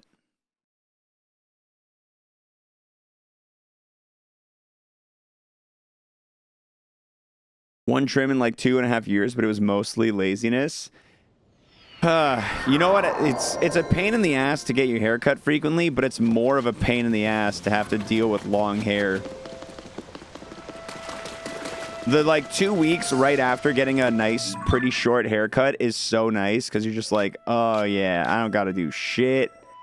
I don't have to do shit. I get out of the shower. It's dry basically after 17 steps. Dude, honestly, wheat bread, I feel like mullets are kind of coming back. I think they are kind of coming back. I see mullets pretty often. And honestly, I like them. I like them. I usually end up seeing someone with a mullet being like, damn, that's cool.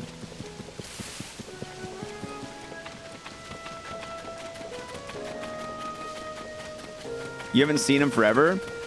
I was just at Kalahari this last weekend, and I saw a couple mullets. Do I like barber small talk? Yeah, I don't mind some barber small talk. I feel like it's up to the barber. You know, if the barber feels like chatting, I'm like, sweet, let's chat. And if they don't feel like chatting, I'm like, cool, let's not chat. I'm cool either way, bud. As long as, the way I see it, like, I want my barber to be having a good time, right? If my barber's having a good time, they're probably gonna be in a better zone and probably gonna give me a better haircut, right? Plus, they're doing me a solid by giving me a good haircut, so if they got some small talk they want to have, I reciprocate.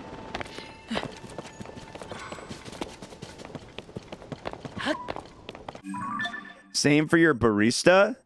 I can't say I've ever chatted with a barista. I don't think I've ever had that situation, but the amount of times I've ordered coffee from a place with baristas and not just like the drive-thru of a Tim Hortons or McDonald's is very low.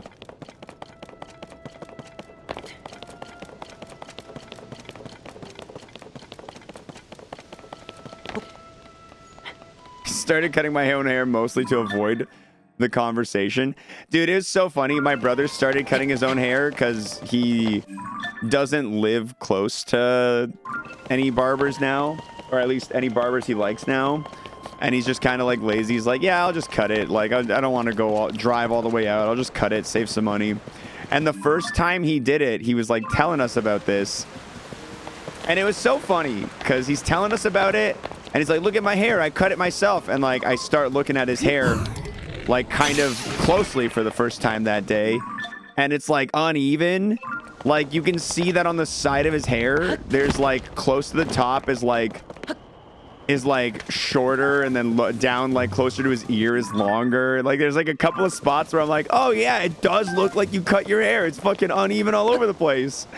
And dude, as soon as I point it out, like the rest of our family is like, Mickey, come on, don't make fun of him. I'm like, what are you talking about? Like, A, he makes fun of me all the time. We're brothers. We make fun of each other. I'm pretty sure he just got off of a joke about me. I think he literally had just finished making fun of me, like, in this family interaction. B, it's not like I'm sharing an opinion. It's a fact that his hair is uneven that he even admits to. Like, if you look at his hair, you can see, oh, yeah. He's like, yeah, I forgot about that part. I fucked up and cut that part short on accident. It's just one of those things where it's like the parents are protecting the one child for some reason. Real funny. But it's even funnier because usually my parents love to give him a hard time. So it was so weird to have the flip-flop happen, because usually I'm out there having to be like, oh, come on, mom and dad. He's not doing anything wrong. He's just, you know, I'm like, cut him some slack. You guys are just being a little bit sensitive. You know, I have to like ease them out of their frustrations with him sometimes.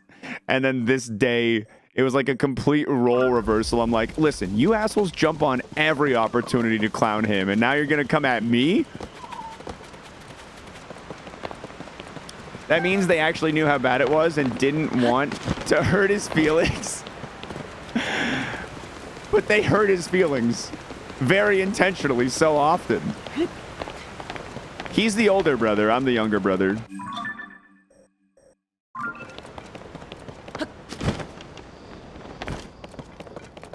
Girlwater and I were talking about this in the car yesterday a little bit. I forget how it came up, but she was like, yeah, you know, I can really tell that you two are brothers. Like, you definitely, like, sometimes give off younger brother energy when you're around him. And I'm like, I know that makes sense, but I can't help but feel like it sounded like an insult. You know what I mean? Someone saying you give off younger brother energy just sounds like they're calling you a beta soy boy cuck. I was like, I mean, yeah, no, you're right. But for some reason, I just don't like the way it sounds. I just don't like the way that it sounds. But then I think about it and I'm like, yeah, he does kind of get to call the shots a lot of the time when it comes to stuff between us. He does get to do a lot of the shot calling. I'm usually stuck playing second fiddle a lot of the time. It's okay. We got a good relationship. The younger brother gets a lot of benefits as well that the older brother misses out on. The older sibling gets blamed for so much more. The younger sibling gets to ride off of the success of the older sibling in matters of like dealing with family. Like when the older, oh, he's coming out of the hole. I've never caught this one coming out of the hole. When the older sibling has, like, you know, interactions with the parents where they fuck up or do something stupid. The parents are then like, all right, we're learning how to react to this the first time. And then when the younger sibling fucks up, they're just like, oh, this again? And it's not as big of a deal. Wow, family nepotism? What are they going to invent next?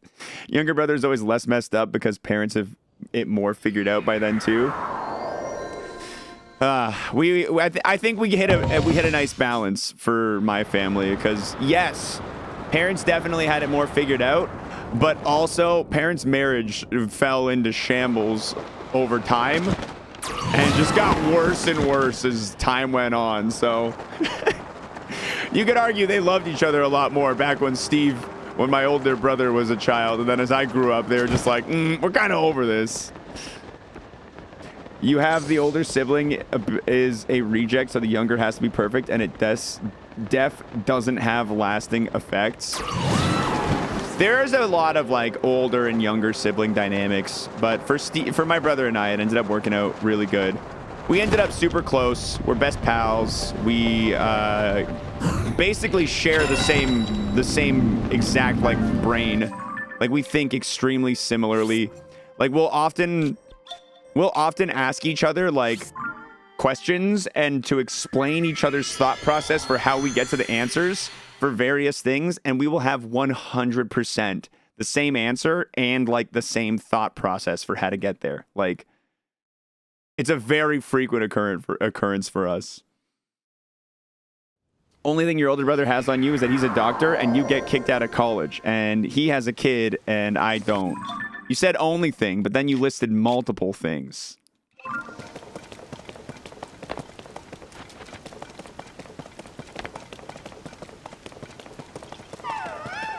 Korok?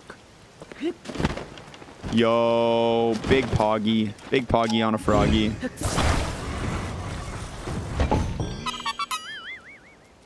Upon further inspection, Andrew, I do realize I missed the S. I missed the S. Sorry, I was kind of busy gaming out of my mind. I'll give this one to you. I can still ride the joy of knowing you tried to claim that stairs in a 2D game make it 3-dimensional. I get to ride that for a while here.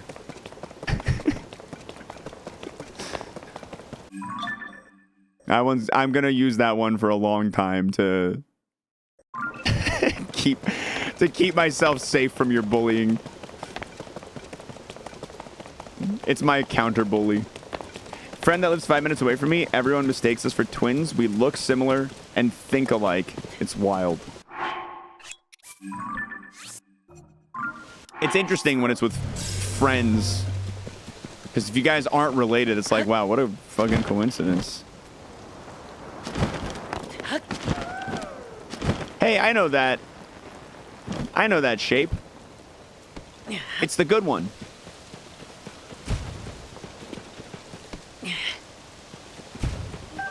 Gabble dee bee bee boop. Yoo-hoo.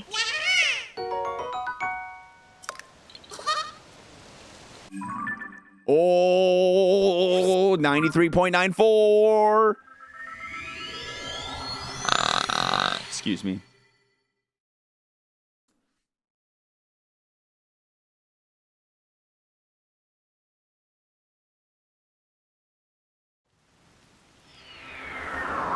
Just a little burpy worpy. I ate a nice big Costco hot dog for lunch. I gotta let out those gases. Oh, speaking of, I should actually throw some food in the oven before I end stream so I can eat before board game night.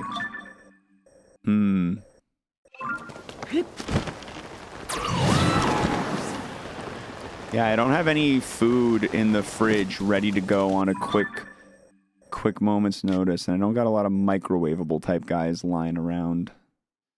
I gotta get this area. I didn't really do this area. I kind of just went over here and started getting. Yeah. I'm gonna do a loop around. I could pick up some Burger King on the way. No, you are very correct. You are very correct, but I'm trying to do that whole eating good thing. I'm trying to do that whole adventure. Picking up a copy of Wormspan on the way, right? Actually, I got a message from a buddy in my board game group who was literally like, hey, I'm doing a big order on this board game website and I have free shipping. So he just added it to his order and I'm sending him the money.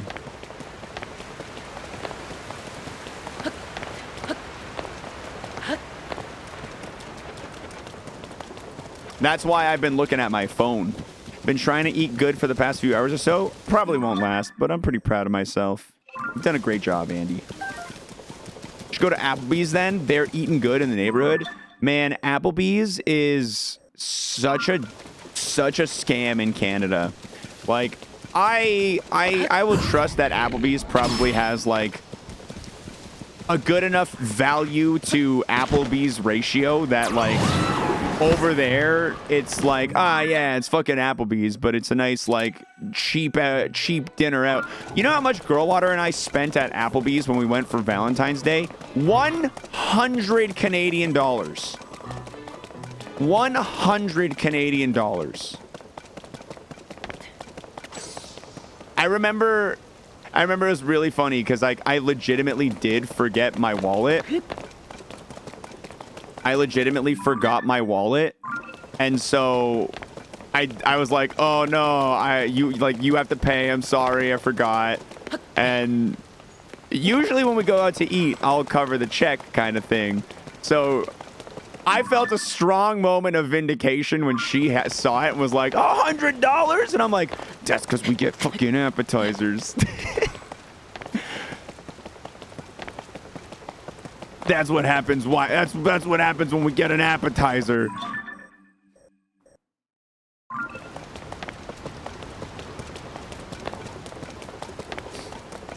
Applebee's is where you go to have a cook microwave your food for you. We go to Applebee's once a year on Valentine's Day, and we dress up as some sort of like loony, really stupid thing. A lot of the time we will get each other like an outfit from Goodwill, and like we have to wear each other's like chosen outfits. This year we chose outfits together. We went for like, my outfit was neckbeard Discord moderator. I had like a Rage comic t-shirt from like 2007. Like it had like just a 4-panel Rage comic from like 2007. And she was dressed kind of like country bumpkin something. I don't know how to describe it, but we were doing this whole weird cosplay thing where we were siblings, but like Alabama siblings. It was a funny Valentine's Day. Rage comics weren't even funny in 2007. Yeah, try telling teenage Mick that, and he will disagree with you more strongly than anyone's ever disagreed with anyone about anything. Neckbeard Discord moderator feels illegal just saying it. You know what's funny was I was able to add a Discord hoodie to the outfit from my own wardrobe because I have one. I was like, this is perfect. I play this role in real life.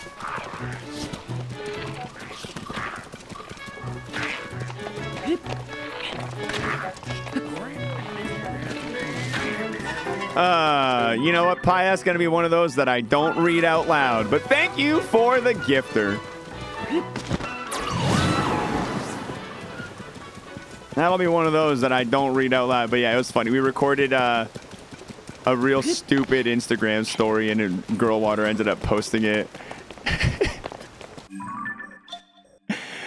It was real funny. She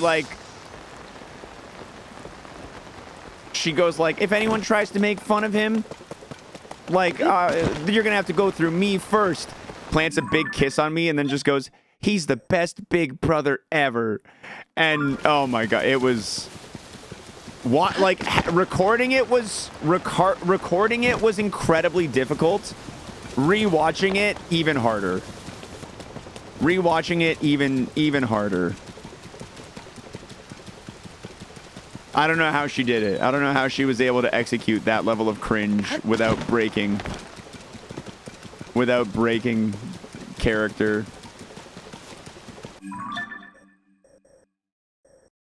Not even like Tom Hanks would be like signing up for fucking acting classes if he saw that, dude.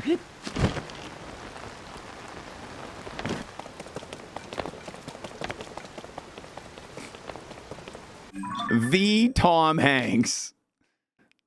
Thomas Hank himself.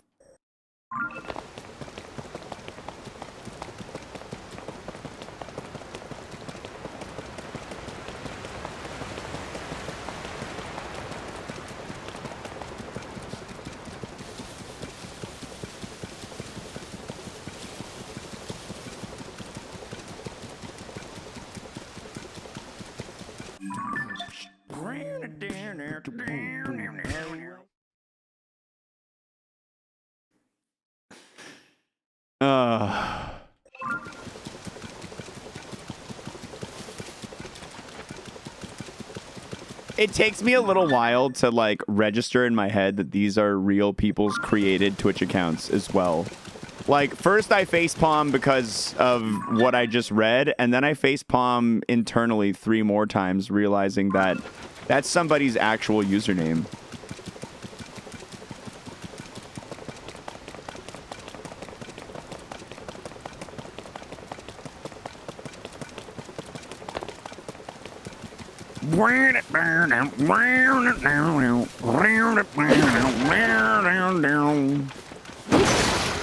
Oh no, my Boko axe is Boko broken. Oh no.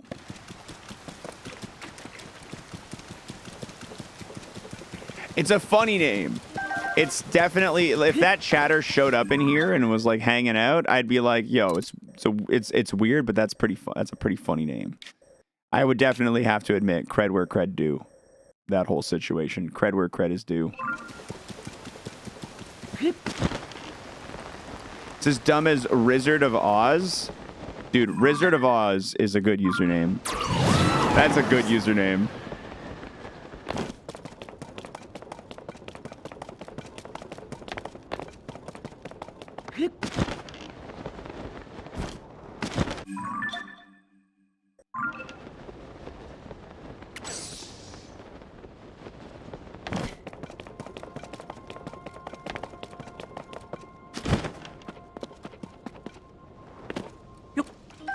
Splashy splash, splashy splash.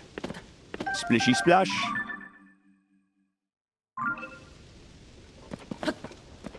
We still thinking 1 well left? We know.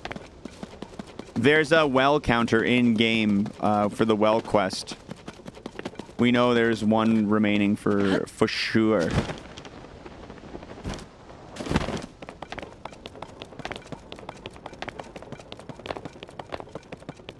Listen to a podcast that was talking about people finding out their parents were related by 23andMe and how it's like brother, sister, or father, daughter, and it's been super traumatic. Common enough that they've made a support group. Yikes. There was this encounter back in Montenegro where my one of my uncles met this girl and was gonna go on a date with her, and like they're chatting about having to like to schedule the date, and they're scheduling around like a family function, and they're both find out they're scheduling around the same family function and that they are in fact related. Sorry, uncle.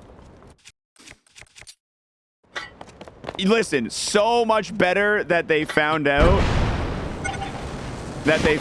at that stage than later on, you know? Imagine finding out later on, right? Yeah, thank God for that family function.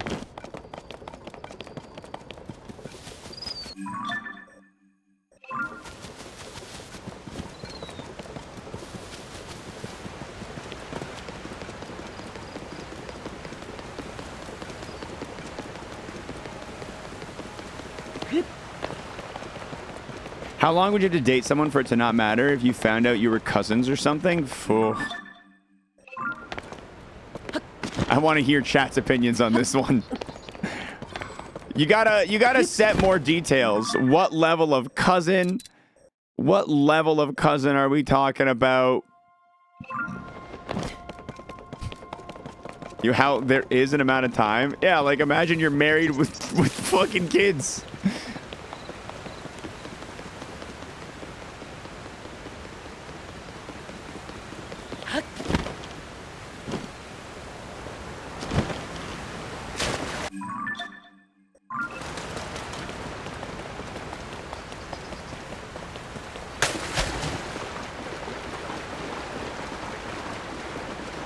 Once you go to a cousin, the inbred defects are back to the general population levels.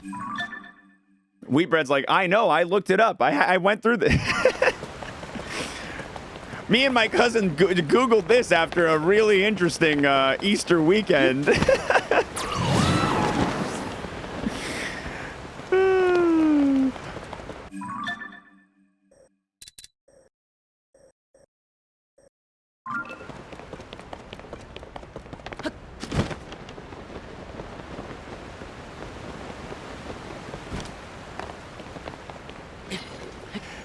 Sometimes having knowledge about something makes you seem so much more sus. I was watching like a comedian do a clip, this bit about and let me cook before you react. This bit about R. Kelly, and the comedian's doing this bit, and he's talking about how he's like, so listen, technically R. Kelly's not a pedophile. And the comedian's like, he's like, now hold on, you gotta let me get to the end of this. Because technically he's attracted to underage girls in this age range, which makes him a hebephile. And he's like, but if you explain this to literally anybody, it's over for you.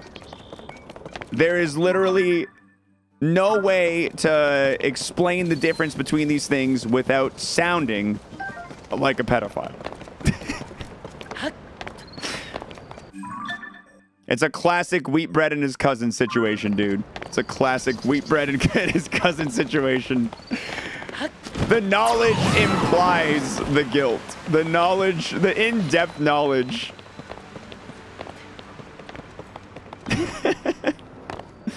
Now you've cursed all of chat with the knowledge. Exactly.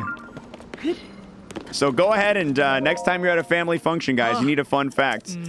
Tell them the distinction between R. Kelly and what category he falls under as he sits and rots in prison.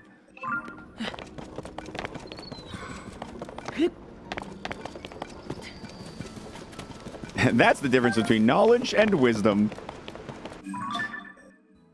Wisdom is having the smarts to not to ever tell anybody that you know this information, or to know at least how it looks when you share it.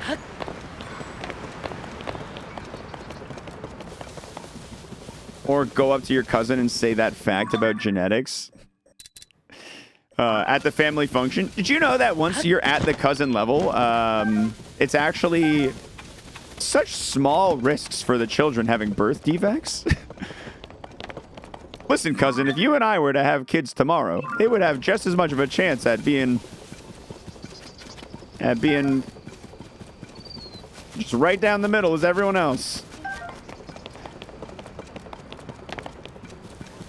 When thought a fool, better to keep your mouth shut than open it up and remove all doubt.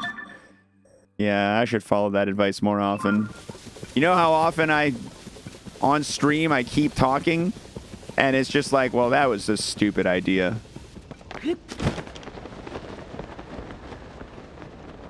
I can't even say where I heard it from, because I think I was watching a guy run in circles around Hyrule. Doesn't really help. Yeah.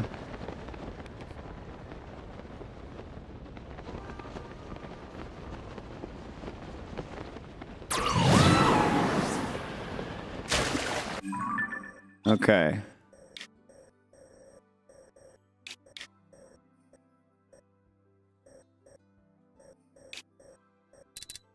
Oh, man, these are some aggressive lines we're covering.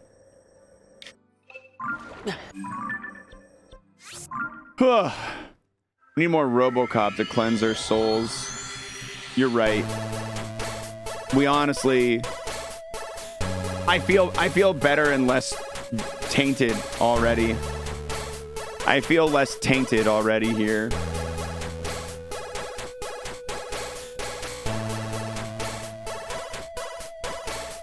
Bum bum bum bum ba-dum bum ba-dum bum. You know, usually we got the yeehaw music for our end of the day recap. Not today. 93.94%. We have begun capturing this region right up here.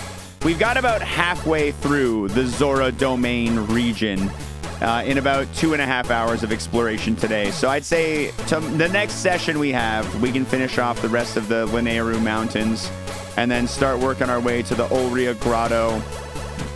And from there, up through the rest of Akala. And then from Akala, we'll work our way around, get this upper area, and then after that, we'll come fill out the Elden Canyon. And the grand finale of the outer skirts of the map will be Death Mountain. And after Death Mountain, of course, the sky. Can't forget about the sky. We still got to go back to the sky. Look, I've never even set foot on this island. Never even set foot on that island. There's probably a Korok waiting right there, too. I bet you there's a Korok waiting right there, too. But anyway, seed counter's off by 1. Thank you. I will bump it up. I had a feeling it was off by 1. Beautiful, beautiful music. All right, guys, let's find ourselves a raid target.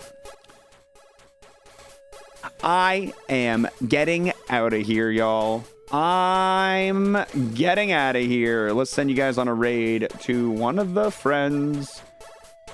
Someone who is streaming. What are they doing? Who are they? What are they playing? Ba ba bum bum ba bum bum ba bum bum. I'm gonna raid